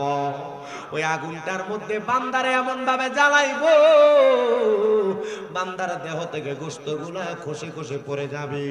আবার বান্দার শরীরটারে আগের মতো পুনরস্থাপিত করা হবে। সাহাবায়ে কেরাম কান্দে। আমার নবীর মসজিদে নববীতে 72 জন সাহাবায়ে কেরাম ছিলেন। এর মধ্যে 72-এর 42 জন সাহাবায়ে কেরাম বেহুশ হয়ে গেছেন, আর 30 জন সাহাবায়ে কেরাম গড়াগড়ি করে কান্না করতেছে। নবীরে ডাক দিয়া কই, ইয়া রাসূলুল্লাহ, 3000 বছর জাহান্নামীদেরকে জাহান্নামের আগুনে জ্বালায়া পোড়ায়া তাদেরকে কি একটু সময়ের জন্য একটু স্নান দেওয়া হবে না, একটু আরাম দেওয়া হবে না? নবী কয়, 3000 বছর জ্বালানোর পরে বান্দারে তাকাসসুর নামক একটা জায়গাতে দাঁড় করায়া দেওয়া হবে। আপনারে আমারে যদি চুরির ধরা খাইলে ফিডায়, চোরে 3 মিনিট ফিডানোর পরে এই চোর কয়, বাবা আমি চুরি করছি আর মারিস না, কয় না? আপনারে কি 3000 বছর জ্বালানোর পরে যদি দাঁড় করায়, আপনি মনে করেন বান্দা কি কইব? মাফ কইরা দেন? হ্যাঁ, সব স্বীকারাইব? জি না। বান্দা তখন 3 বার বলবে, মোয়ে মোয়ে মোয়ে, পানি পানি পানি। কয়বার? আপনি মনে করছেন স্বীকার দেব? 3 বছর পুইরা দেয় শরীরের অবস্থাটা। আমাদেরকে কুমিল্লা আলিয়া মাদ্রাসায় আপনাদের দোয়ায় আমি আবার কামেল পরীক্ষা, মানে টাইটেল পরীক্ষা দিলে এটা দিব। আমাদেরকে আমাদের বুখারী শরীফে হাদিস শরীফ পড়াইতে যে আমার ওস্তাদ মাওলানা আব্দুর রাজ্জাক হুজুর কান্না করে দিচ্ছে। 7 মিনিট একটানা কান্না করছে। বাচ্চারা যেভাবে কান্না করে, নাকে মুখে সিঙ্গুর চলে আসছে, কাঁদতেছে, চোখের পানি মুছছে। বাবা এভাবে জ্বালাইলে কেমনে? আগুন একটু গায়ে লাগলে তো একটু ফুইরা থাকা, খুব হাত লাগে, কেমনে পুরমু? মুহাদ্দিস সাহেব তো, আচ্ছা মুহাদ্দিস যদি চিন্তা করে, আপনারা যদি নামাজ পড়েন না, আচ্ছা আপনার অবস্থাটা কি? তা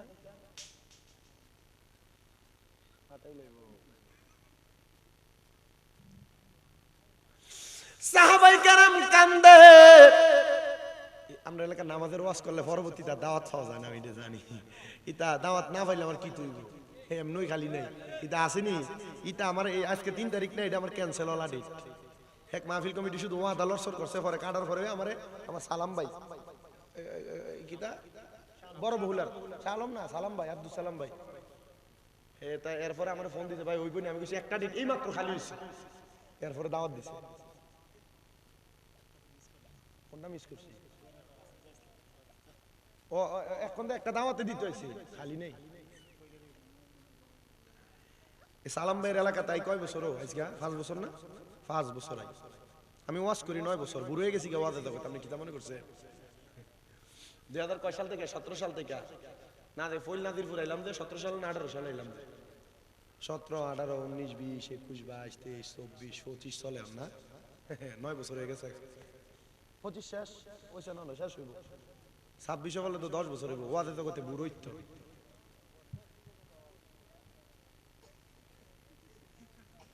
আপনি মনে করছেন আমি হে হুজুর মেঘের সময় ওয়াজ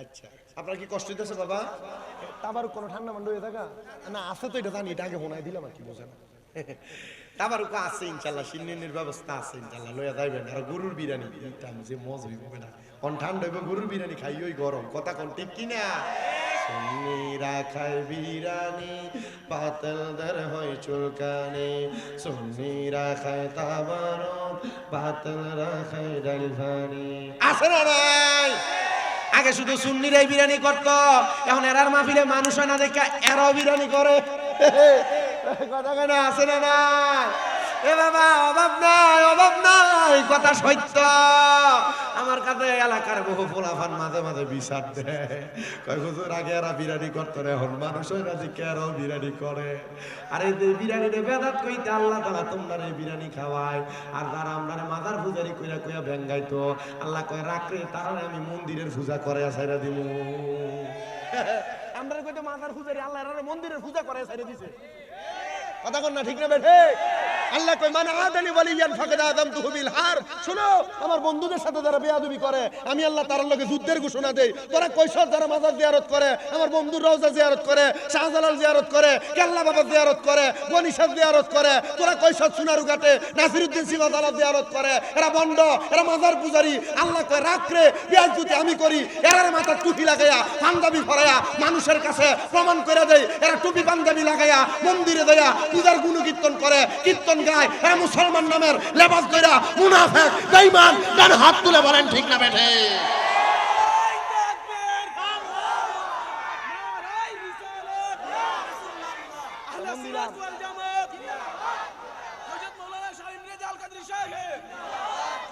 আমি ডক্টর মোহাম্মদ ইউনূস সাহেবের কাছে বললাম না বারবার আবেদন করছি এ ফকিন্নির ফুলার আমদারে শুধু বারবার বলে মাজার পূজারি আর এখন এরা মন্দিরে পূজা দেয় আমরা কইছে আমরা মাজারের ভিতরে যে খিচুড়ি খাই যে সিন্নি খাই এটা বলে বেদাত বলে আর এরা যায় মন্দিরের ভিতরে যে প্রসাদ খায় আমরার বেলা হারাম তোমরার বেলা হারাম ফকিন্নির হুদাইত কোনান খা এই কথা কোন আসে না নাই এটা যুগ যুগই থাকবো কথা কোন ঠিক না বেঠে বাংলাদেশের কিছু প্রশাসনের ভাই কইছিল ভাই আমরা এতদিন পর্যন্ত আমরা মাজার পূজারিও জানতাম আপনার দুয়ার বরকতে কয়েকজন প্রশাসনের ভালো ভালো ব্যক্তিত্বের সাথে তো আমার সাথে কথাবার্তা হয় উঠা বসে এই বই তো কইছ না বই দাঁড়ায় থাক এটা তো আমার লেগে লাড়ি ধরবো কিটা যদি দাঁড়ায় এম দিতে তোমরা লইতে না আমারে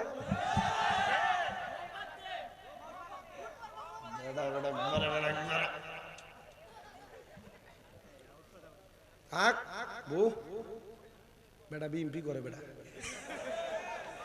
আগে অনেক হুজুর খালেদা জিয়ার লাগে দোয়া করুন আর গেছে সময় তো আমার মসজিদে বিএমপির বহুত মুসল্লি আছে না আমার মসজিদ আচ্ছা মাহফিলি কেমন শুধু বিএমপি আছেন আপনারা জি না এটা আমলিগো আছে বহু আছে না জিতা দিতা আছে কইছি সব আমলি নেত্রী না বাকছে এরা কি বাকছে এরা আছে না এরা লোকে মিললে তো ইন্ডিয়া ভোট দিব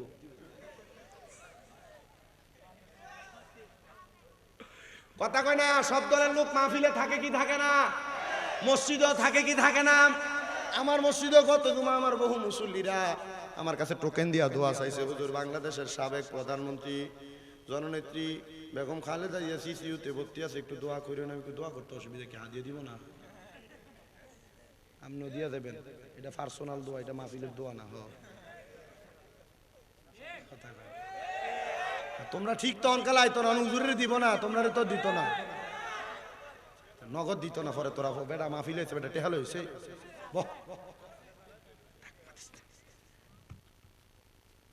মাজার ভাঙ্গার বিচার দরকার আছে নি ওয়াজটা একটু বেলায় নিয়ে গেছে না বাবা আবু ইউসুফের কথা ভুলে গেছেন গা জান্নাতের টিকিট দিয়ে দিছিল আমার ওয়াশ একবারে ডাইনে বামে যাইবো, জায়গা তাইবো আবার। আগে জাহান্নামের ডরটাকে দেখাইলই না, জাহান্নামে আইলই। আবার যে আপনাদের কষ্ট হচ্ছে কেন?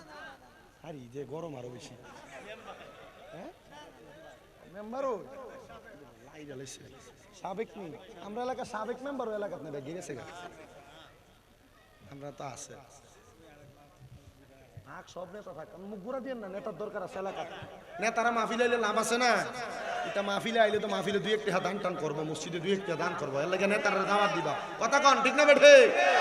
বউ মৌলভী সাহেবরা ইয়া ওই নেতারা স্টেজে আইলে দেখতে থাকা, আমি সেতির আমি জানি নেতারা মাহফিলে আইলে লাভ আছে। কথা কই না, কথা কোন জায়গায় ছিল? জাহান্নামীরা কয় হাজার বছর জ্বালানের পরে যে জায়গাটা দাঁড় করাইবে ওই জায়গাটার নাম কবে? বার দূর খারো চুপথাস না, সব কয়ে দাস মাদ্রাসা ছাত্রদেরকে সব কম লাগে। যে জায়গাটা আমি চিনি, তার আমি অনচিনি, তার 3-4 বছর আগ থেকে চিনি। যে জায়গাটাতে দাঁড় করাইবে জায়গাটার নাম হলো টাকার সুদ। বলে হুজুর ফানি কি দিব? কয়বার কইব ফানির কথা? জোরে কয় না রে। এ বেটেন শোনো, তোমরা যে মনে করছো ইন্তেকাল করার পরে আল্লাহ মনে হয় কি নাজাত দিয়ে দিব, তুমি তোমার জামাইরে তুই তাই করে ব্যবহার করার, গোলামের ফুট করে ডাক দাও, তোমার মনে করছো তোমার জান্নাত দিব, সাফার দাঁত ফালাইবো। জামাইয়ের অনুমতি ছাড়া যে যাও গা হবিগঞ্জ বাজারে ঘুরবার লাগিয়া খবরে গেলে ফিটা কম না। বেরিয়ে থেকে স্বামী মিলে দাওয়াত দিতে আগামী বছর কাম হবে না, টিয়া দিত না। আম্মা জি আমি চাই না কোনো মহিলা দুচোখে যাক। আল্লাহর নবী কয় কোন মহিলা তার স্বামীর আদেশ ছাড়া বাবার বাড়িতে যাইতে পারবে না। আর তুমি মহিলা পুরো হবিগঞ্জ বাজার লইয়া চললেও তোমার জামাইয়ের খবরও থাকে না। কথা কয় না? মা বোন সাবধান, স্বামীর আদেশ মানতে হবে। স্বামীর আদেশ না মাইরা নামাজ পড়বা, কাম হবে না। তুমি তোমার জামাইয়ের কথাটা তোমার কাছে বিশ্বের মতো লাগে, দেওয়ারে যদি ভাবি কয়ে ডাক মারে কি ভাল লাগে রে, রাহো চা লাগতো না খেলা চা 10 টাকা নষ্ট করলি 10 টাকা, এটা কেউ দাও। আমার ওয়াজ বাহির হয়েছে, আমি খাইতাম, আমি একজন খাইলে 10 জনে চাই থাকবো। আমি আপনারা ভালো খাওয়ানোর দরকার আছে, একবার আমরা বিরিয়ানি খাইলাম কি রাখান আপনারা চলো ইনশাআল্লাহ। তো যেই কথাটা বলতেছিলাম আমি টাকা চুর নামক জায়গাতে দাঁড় করে দিবে। আল্লাহর নবী সাহাবায়ে কেরাম কান্না করতেছেন, ইয়া রাসূলুল্লাহ। আমরা জিয়ের গরমে তুয়া সজে গেছে তুয়া। আল্লাহর নবীর সাহাবায়ে কেরাম কান্দে, ইয়া রাসূলুল্লাহ নবী আপনি বলেন তখন কি বান্দারে পানি দেওয়া হবে না? নবী আমার বলে হ্যাঁ দেওয়া হবে। ইয়া রাসূলুল্লাহ কেমন পানি? নবী আমার বলতেছেন ওই পানির নাম হলো তিনাতুল খাবাল। তিনাতুল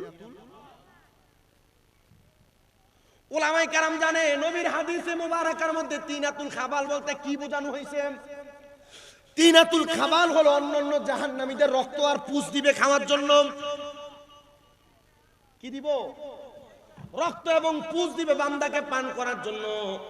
আর যে পাত্রটার মধ্যে করে দিবে পাত্রটা কেমন জানেন বাবাজিরা? ওই পাত্রটা হলো লোহার গরম একটা পাত্র, লোহার এক আগুনের মধ্যে পুরাইলে দেখবেন কয়লার মতো একবার লাল হয়ে যায়। এমন একটা লাল পাত্রের মধ্যে করে বান্দাকে তিনাতুল খাবাল দেওয়া হবে জাহান্নামীদের রক্ত আর পুষ। রক্ত পুষের মধ্যে দুর্গন্ধ আছে না নাই? আরে বাথরুম প্রস্রাব পায়খানার এত গন্ধ না, রক্ত পচা গেলে যেমন গন্ধ হয় দুর্গন্ধ হয়, এমন রক্ত পুষ দেওয়া হবে জাহান্নামীদেরকে পান করানোর জন্য। সাহাবায়ে কেরাম কান্দে আর ডাক দিয়া কই, ইয়া রাসূলুল্লাহ নবী গো জাহান্নামীরা কি তখন ওই রক্ত পুষগুলা পান করবে? নবী আমার কয় কয়লা না হে পান করবে। গরম টকবক করা রক্ত পুষগুলা যখন তারা তাদের জিহ্বাতে ঢেলে দিবে, তাদের জিহ্বাটা গলে যাবে, নারী বুড়িগুলা গইলা গইলা পায়খানার রাস্তা দিয়া বের হবে। সাহাবায়ে কেরাম কয় নবী ইয়া রাসূলুল্লাহ নবী গো আমরা তো এই জাহান্নামের আযাব সহ্য করতে পারবো না। আমার নবী কয় তোমরা না তো, এগুলা তো বেনামাজি হারামখোররা। আমরা সমাজে এমন অনেক হারামখোর আছে মসজিদে 5 ওয়াক্ত নামাজ পড়ে সুদের টাকা খায়।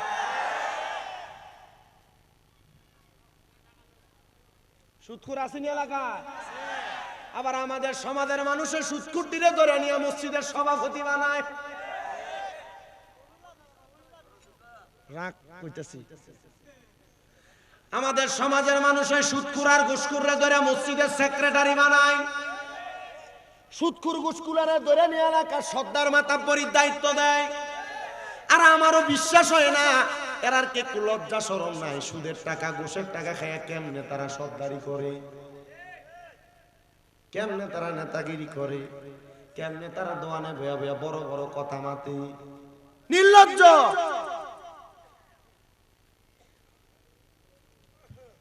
আজান দিলে সবার আগে মসজিদে যায়, ওরে মসজিদের বাইরে এসে সুদের টাকা খায়।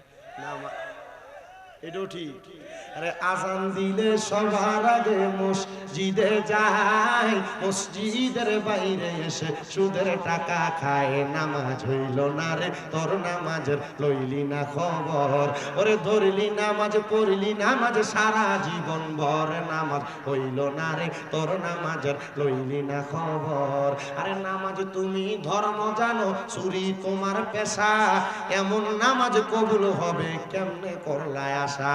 বেটা নামাজও পরে বাইবাতিদার জমি দখল করে, নামাজও পরে ক্ষেতের গালা কাঁচাইতে কাঁচাইতে একাইটা লাইলে এক আঙ্গুল আর 1 বিঘা হাতের বান বানায়। আপনারা কোন এমন চোর সিটারও এলাকাতে আছে না? এটা উঠতে থাকা কে লেগা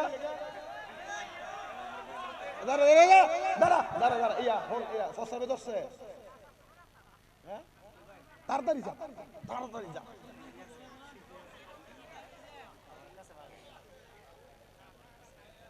না এনে কাহিনী আছে। আমি কুমিল্লাতে গত বছর কুমিল্লা মুরাদনগরে এক মাহফিল করতে গেছি। এক মাহফিলে সুদের ওয়াজ যখন করতেছি 4-5 জন উঠে গেছে, এবং এলাকার টেহাওয়ালা, এলাকার কি ওলা টাকাওয়ালা। এখন কালেকশন যে কম হয়েছে, হুজুর কালেকশনটা কম হয়েছে। আমি কম হইলো কি লেগে না হুজুর, ওই যে আপনি যখন সুদের ওয়াজ করছেন এলাকার টেহা পয়সা ওলা দিয়ে উঠতে গেছে, ঠিক আছে তো আল্লাহ কইছেন। আমি কই কাম হয়েছে রে, সুদখোররা সুদের ওয়াজ করার সময় উচ্চ জায়গা এই কথা কইলে, এই কথা যখন কয়েক জায়গা কইছি অন দিদি সুদের ওয়াজ করার সময় ওঠে না, এরপরে যখন সুদের ওয়াজ থেকে অন্য দিকে যায় আস্তে আস্তে ওটা শুরু করে। আসিনি নামাজ তুমি ধর্ম জানো, চুরি তোমার পেশা, এমন নামাজ কবুল হবে কেমনে করলায় আশা। নামাজ হইল না রে তোর, নামাজের লইলি না খবর, আরে ধরলি নামাজ পড়লি নামাজ সারা জীবন পর, নামাজ হইল না রে তোর, নামাজের লইলি না খবর। এবার আপনারা বলেন এমন নামদারি টুপিওয়ালা পাঞ্জাবিওয়ালা দাড়িওয়ালা সুদখোর সমাজের মধ্যে আছে না নাই? দাড়ি রেখা মাথায় টুপি লাগায়া ইসলামের লেবাস লাগায়া সুদের ব্যবসা করে। আল্লাহর কসম এরা মুসলমান দাবি করতে পারে, এরা উপর দিয়া দুধের লেবেল লাগায়া এরা মদের ব্যবসা করে। তার মানে পাঞ্জাবি আর টুপিটা এর আসল পোশাক না, এরা সুদের কারবারিটাই হইল আসল কারবার। কথা কন না ঠিক না বেঠে? এ মুসলমান এলাকাতে মানুষ সুদখোর কইব, এজন্য সাসা সুদের ব্যবসা করে না, এখন বাড়ি বাড়ি সাসিরা সুদের ব্যবসা করে। বাস্তব না বাস্তব? আসেনিও বাড়ি বাড়ি সাসি এনে সুদের ব্যবসা। আরে আপনার কই থেকে আইতাছে না তোরা? ইচ্ছা আমি চিন্তা করতেছি বিরিয়ানি কুলাইবো নি আব্বা? কুলাইবো বলে মারহাবা কা। এ আব্বাজি মহিলারা সুদের ব্যবসা করে, সাসার কাছে যদি কয় কাকা 10,000 টাকা হইব নি দেখেন না, একটা সপ্তাহ লাগে কয় আমার কাছে তো নাই, তো শাশির কাছে যা দেখ, তার বইনে দিছে সাইলা দিবার লাগিয়া, বাচ্চা দিবার লাগিয়া তার বইনে বলে দিছে, বইনের নাম দিয়া সুদের ব্যবসা করে। এমন বহুত ব্যক্তিনো আছে না নাই? শাবাশ।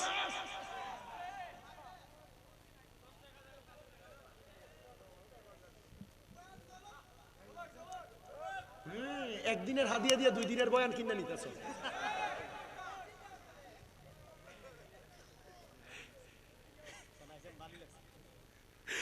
ও বাবা সুদে সুদখোর না, এলাকাতে টাকা সুদে লাগাইলে মানুষ সুদখোর কইব। এখন কি করে জানেন? টাকা 10 লাখ 20 লাখ এক লগে করে ব্যাংকে রাখা দেয়, এটা ডিজিটাল নাম হলো এফডিআর। এমন ডিজিটাল সুদখোর বাংলাদেশে আছে না? 10 লাখ ব্যাংকে রাখলে 10 বছর পরে 20 লাখ পাইবো, এমন সুদখোর আছে না নাই? এটা ডিজিটাল সুদ। আরেকটা সুদ আপনার বউ আপনার ফান দিয়া খাওয়ায়, বলে হুজুর এটা কোনটা? দেখবেন রাত্রবেলা শুয়ে রয়েছে, আপনারা কয় শুনি যে তুমি যে জিতা ইনকাম করো সব তো তুমি খরচ করি লাও, আমরা ভুয়া ফুরুত্তানো তো একটা ভবিষ্যৎ আছে, এখন আমরা ব্যাংকে যে একটা এফডি আর একটা ডিপিএস করে নাই, এই ডিপিএস মার্কা সুদ পুরো সমাজে আছে না নাই? সবই আছে। অনেকে চিন্তা করে হুজুর আসে যে কইতাম আমার বউ তো আমার ফার্ম দিয়ে সেই ডিপিএস করে রাখছে, রাখবে না এটা বুঝি। যে দেশের কেন্দ্রীয় ব্যাংক সুদের উপরে বিরাজমান, এই দেশে কোন ব্যাংকের ভিতরে সুদী প্রক্রিয়া ছাড়া লেনদেন হয়, গুড়ে নাম দিছে এটা সুদ না, এটার নাম হইল মুনাফা, ইংলিশে নাম দিছে ইন্টারেস্ট। কথা কই না, আসে না নাই? আর রাখো নতুন নতুন নাম তোরাই তো বাইর করেছিস, আর তুই না বের করলে তোর মতো টুপিওয়ালা ওরা বের করে। এরা দেখ কত সুন্দর মাথার ভিতর টুপি লাগে, কত সুন্দর কয়, হ্যাঁ এটা সুদ না, এটা মুনাফা। এটা দিয়ে ব্যবসা করে করে দেয়। তো ব্যবসায়ীরা যে ব্যাংক থেকে লোন লয় 10 লাখ, সুদ ছাড়া নি লোন লয়। তোমরা যে বেড়াইন লোনের উপরে টেহা লইয়া ব্যবসা করো আর ব্যাংকের সুদ দাও, তুমি মনে করো না এটা তোমার লাভ হইব, এটা হালাল টেহা হইব, এটার ভিতরে হারাম আছে। কথা কন না কেন?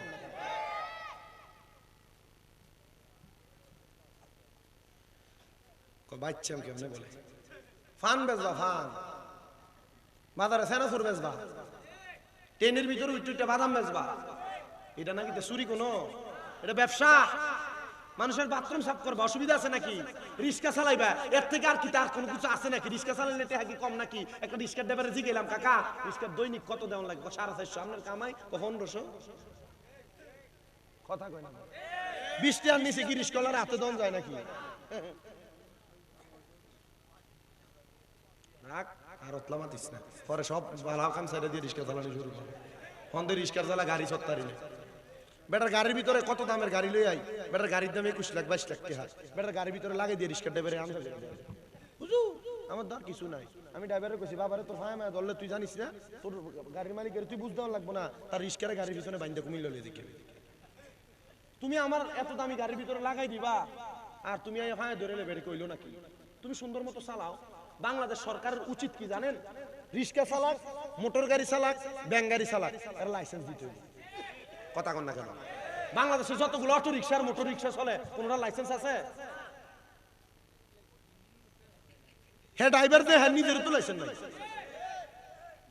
তো যে বেটা 22 লাখ 23 লাখ 50 লাখ টাকা দিয়ে গাড়ি লয়ে রাস্তার নামে এ রিক্সা চালায়, এ দাওয়ার সময় রিক্সা দিয়ে ডানে প্লাস্টিক 22 লাখ টাকার গাড়ি বলে প্লাস্টিক, ফিসা মাত্র কি বলে 50 লাখ 50,000 টাকা করে মাসে ট্যাক্স দেয় সরকারে, তুই কত এটা প্লাস্টিক?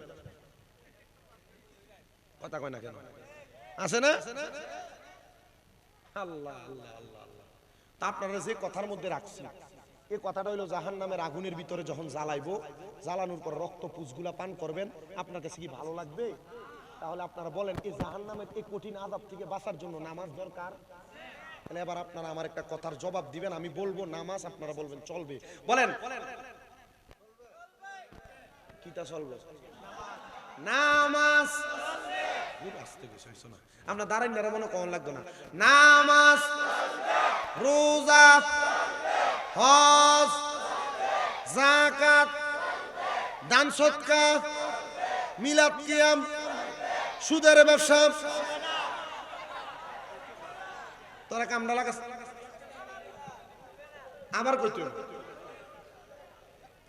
নামাজ, রোজা, হজ, যাকাত, মিলাদ কিয়াম,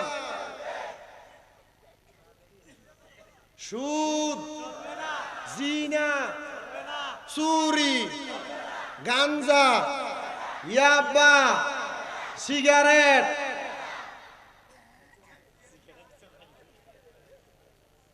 চলব চলব বন্ধ। আল্লাহ কবুল করেন, আরো জোরে করেন আমিন। হযরত আবু ইউসুফ তাফতাগানি বুঝলে গেছুই, সেজদার ভিতরে মারা গেছে লোকটা। মরণটা কি ভালো না খারাপ? সেজদার ভিতরে মরণ হোক, কার কার কেডা কেডা চান ডাইন হাতটা সোজা করে তোলে।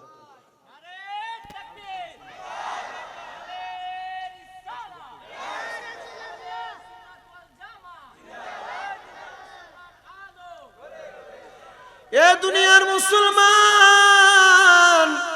ওয়াজটা শেষ করার আগে শেষ আমার বাক্যটা আপনাদেরকে শুনিয়ে দেয়া যায়। আল্লাহর বান্দা কয়, সে যখন ইন্তেকাল করছেন আমাদের মুসল্লায় ভালো মরণ, শহীদের মরণ, আমি তার জানাজা পড়াইলাম, তারা দাফন করলাম। এলাকার 3 জন ব্যক্তি আইসা আমারে ডাক দিয়া কয়, হে আবু ইউসুফ তাফতাজানি, তুমি যেহেতু জান্নাতের টিকিট দিতে পারছো, তাহলে ব্যক্তিটা কবরে মরার পর বালা আছে না খারাপ আছে সেটাও দেখাইতে পারবা। আবু ইউসুফ তাফতাজানি কয়, আসেন। ব্যক্তি 7 দিন ইবাদত করার কারণে ঈমান আনার পরে ওই ব্যক্তি জান্নাতি জান্নাতি জান্নাতি। কারণ আমরা দেখলাম জান্নাতের সুন্দর সুন্দর খাবার লইয়া আল্লাহর বান্দা বসে আছে। আজকের মাহফিলে অনেক সন্তান বসছে, আপনাদের বাবা কবরে, বাবা নাই কার কার একটা হাতরা তুলে আল্লাহরে দেখান। অনেকে আছে মা নাই, মা নাই কার কার আপনারা হাতরা তুলে আল্লাহরে দেখান। অনেকে আছে মা নাই, আপনাদের বাবা নাই, হাত নামান। সন্তান বাপ মা কবরে কেমন আছে তুমি জানো না। পর্দার অন্তরালের অনেক মহিলারা আমার ওয়াজ শুনতেছে, মহিলারা তোমাদের অনেকের মা নাই, তোমাদের অনেকের বাবা নাই। মা বাবা কবরে কেমন আছে জানো না। ওই মা বাপ কবরে সন্তান, মা বাপ যদি কবরে থাকে, কবরে কেমন আছে যদি জানতে চাও, তাহাজ্জুদের নামাজ পড়া আল্লাহর দরবারে চোখ বন্ধ করে কান্নাকাটি করো। দেখবা গো, এমন কান্নাকাটি করতে করতে একদিন তোমার কান্না অবস্থায় ঘুম চলে আসছে। ঘুমের ঘরে হঠাৎ করে তোমার আম্মা আব্বারে তুমি স্বপ্ন দেখবা, মা বাপ কি ভালো আছে, মা বাপ কি খারাপ আছে, কোনটা তুমি বুঝতে পারবা। আরে আমার আল্লাহ, ও আল্লাহ, এখানে যে সন্তানের মা নাই বাবা নাই, আল্লাহ তুমি তারার মা বাপরে মাফ করে দাও। আল্লাহ যাদের মা বাবা আছে তাদের মা বাপরে তুমি খেদমত করার তৌফিক দাও। কিন্তু অনেক সন্তানেরা মাহফিলে বসে তারা তাদের মা বাবার খেদমত করে না, মা বাবার কষ্ট দেয়, মা বাপরে বাদ দেয় না। এলাকায় এমন অনেক বিচার হয়, মা বাপরে ভাত খাওয়ানি নিয়ে বিচার হয়। ও সন্তান, কেউ যদি তোমরা তোমাদের মা বাপরে ভাত না দিয়া থাকো, মা বাপরে যদি তোমরা খেদমত না করে থাকো, মা বাপরে ধমক দিয়া থাকো, দাও তোমার পাও আমার সামনে দাও, আমি আমার জিহ্বা দিয়ে তোমার পাওটা পরিষ্কার করে দেই। কারণ মা বাপরে কষ্ট দিয়া স্বামী মেধা না, পুরা সিলেট বিভাগ হবিগঞ্জের সবচাইতে বড় আলেম দিয়া ওয়াজ করাইবা, এই ওয়াজ দিয়া কোনো লাভ হবে না, কোনো লাভ হবে না। বলে সন্তান এখন কি করবা, তোমার মনের মধ্যে একটু টেনশন লাগতেছে। আল্লাহর রাস্তায় তোমাদের কাছে আবদার জানাই, মা বাপ যদি বাইচা থাকে ওয়াদা করে এখান থেকে বাড়িতে যে মা বাবার পাগুলার মধ্যে ধরবা, ধরে বলবা আব্বা জান, আম্মা জান, আল্লাহর রাস্তায় আমি সন্তানকে মাফ করে দেন। যতক্ষণ পর্যন্ত তোমার মা বাবা মুখ খুইলা বলছে তোমারে মাফ করে দিছি, ততক্ষণ পর্যন্ত মা বাবার পাও ছাইরো না। বলে হুজুর, আমি আমার মা বাবার কাছে মাপ চামু দূরের কথা, আমি পা ধইরা সালামও করি না। সন্তান রে, সালাম করো এটা তোমার মনের খুশি, কিন্তু মা বাপ যদি মাফ না করে আল্লাহ মাফ করবে না, আল্লাহ মাফ করবে না, আল্লাহ মাফ করবে না। আমি যে ওয়াজ করি আমার এলেমের জোর দিয়ে ওয়াজ করি না। আমি যেদিন আমার মা বাবার পায়ে চুমা দিছি, এরপর থেকে আল্লাহ আমার সম্মান বাড়াইছে, আমার দাম বাড়াইছে, সম্পদ বাড়াইছে। ও সন্তানের দল, আম্মা আব্বার পায়ে ধরে মাপ চাইবা কিনা আমি জানি না, এ মাহফিল কবুল হবে কিনা এটার গ্যারান্টি কেউ দিতে পারবে না। তবে আমি স্বামীর একটা গ্যারান্টি দেওয়া যায়, যদি আগামীকালকে দেখো চা দোকানে বৈশা কোনো মুরব্বী বলতেছে, হ্যাঁ স্বামীর দাদার ওয়াজ শুনে আমার সন্তান আমার পায়ে ধরে মাপ চাইছে, কিন্তু কোনোদিন আমার সন্তান আমার সাথে কোনো অন্যায় বেয়াদবি করে নাই, মনে করবা মাহফিল আল্লাহর দরবারে কবুল হয়ে গেছে। মা বাবার পায়ে ধরলে দাম কমে না, সম্মান কমে না। মা বাবার পায়ে ধরলে সন্তানের দাম, সন্তানের ইজ্জত বাইরা যায়।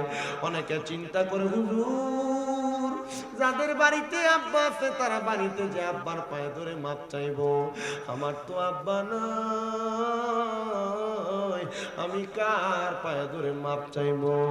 অনেকে চিন্তা করে হুজুর, যাদের বাড়িতে মা আছে তারা বাড়িতে যাই আমার পায়ে ধরে মাপ চাইবো, আমার তো মা নাই, আমি কার পায়ে ধরে মাপ চাইবো।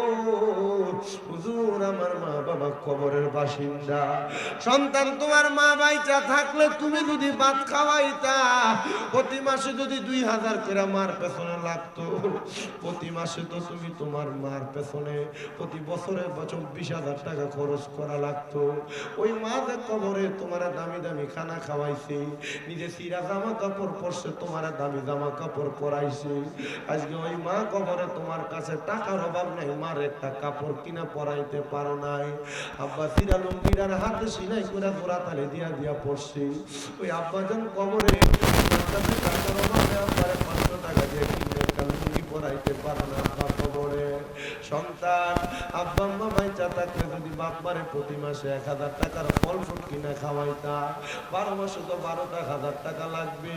একটু পরে আখিরি মুনাজাত হয়ে যাবে, যাদের মা নাই যাদের বাবা নাই তাদের মা বাবার জন্য খান করে দোয়া করা হবে। একটা সন্তান নিদারে বলবা হুজুর আমার মা নাই, দোয়া করবেন। এই মাহফিলের ফেন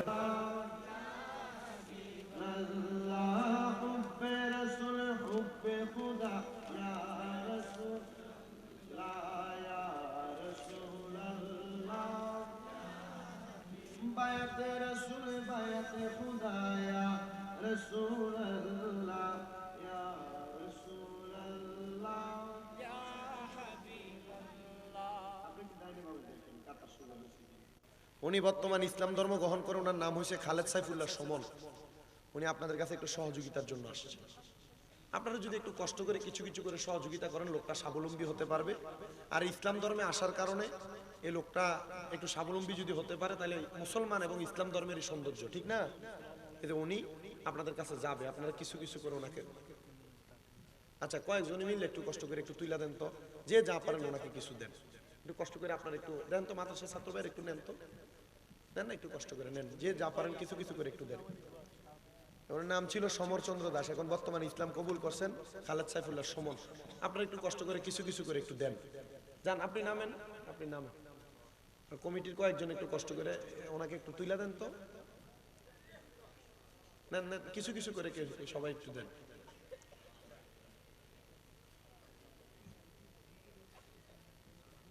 সবাই একবার সূরা ফাতিহা, 3 বার সূরা ইখলাস।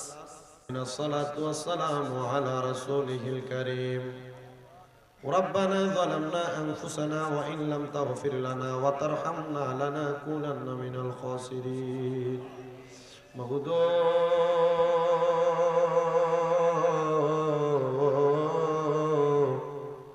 ও দয়াল আল্লাহ, আপনি কি আসমানে না জমিনে রে আল্লাহ, না পাহাড়ে না দরিয়ায় রে আল্লাহ, গত জীবনে আপনার কত তালাশ করলাম, সন্ধান পাইলাম না আল্লাহ। বহু সন্ধানের পরে এই হবিগঞ্জ জেলার অন্তর্গত পৈলের বারাপৈ যুবকদের উদ্যোগে 15তম বাৎসরিক সুন্নি মহাসম্মেলন সাজায়া এলাকার আলেম সমাজ, দাড়ি পাকা মুরব্বী বাবারা, যুবক নজুয়ান ভাইয়েরা, ছোট ছোট মাসুম বাচ্চারা, পর্দার অন্তরালের আমার কত মা বোনেরা মুনাজাতের মধ্যে হাত বাড়াইছে। আল্লাহ যার হাত তোমার দরবারে মায়া লাগে, পছন্দ হয়, ওই হাতের উসিলায় আমাদের প্রত্যেকের জীবনের গুনাহগুলো মাফ করে দাও। তুমি যদি মাফ না করো বান্দারে, বলো তো বান্দা যাবে কার কাছে, আদর করিয়া মানুষ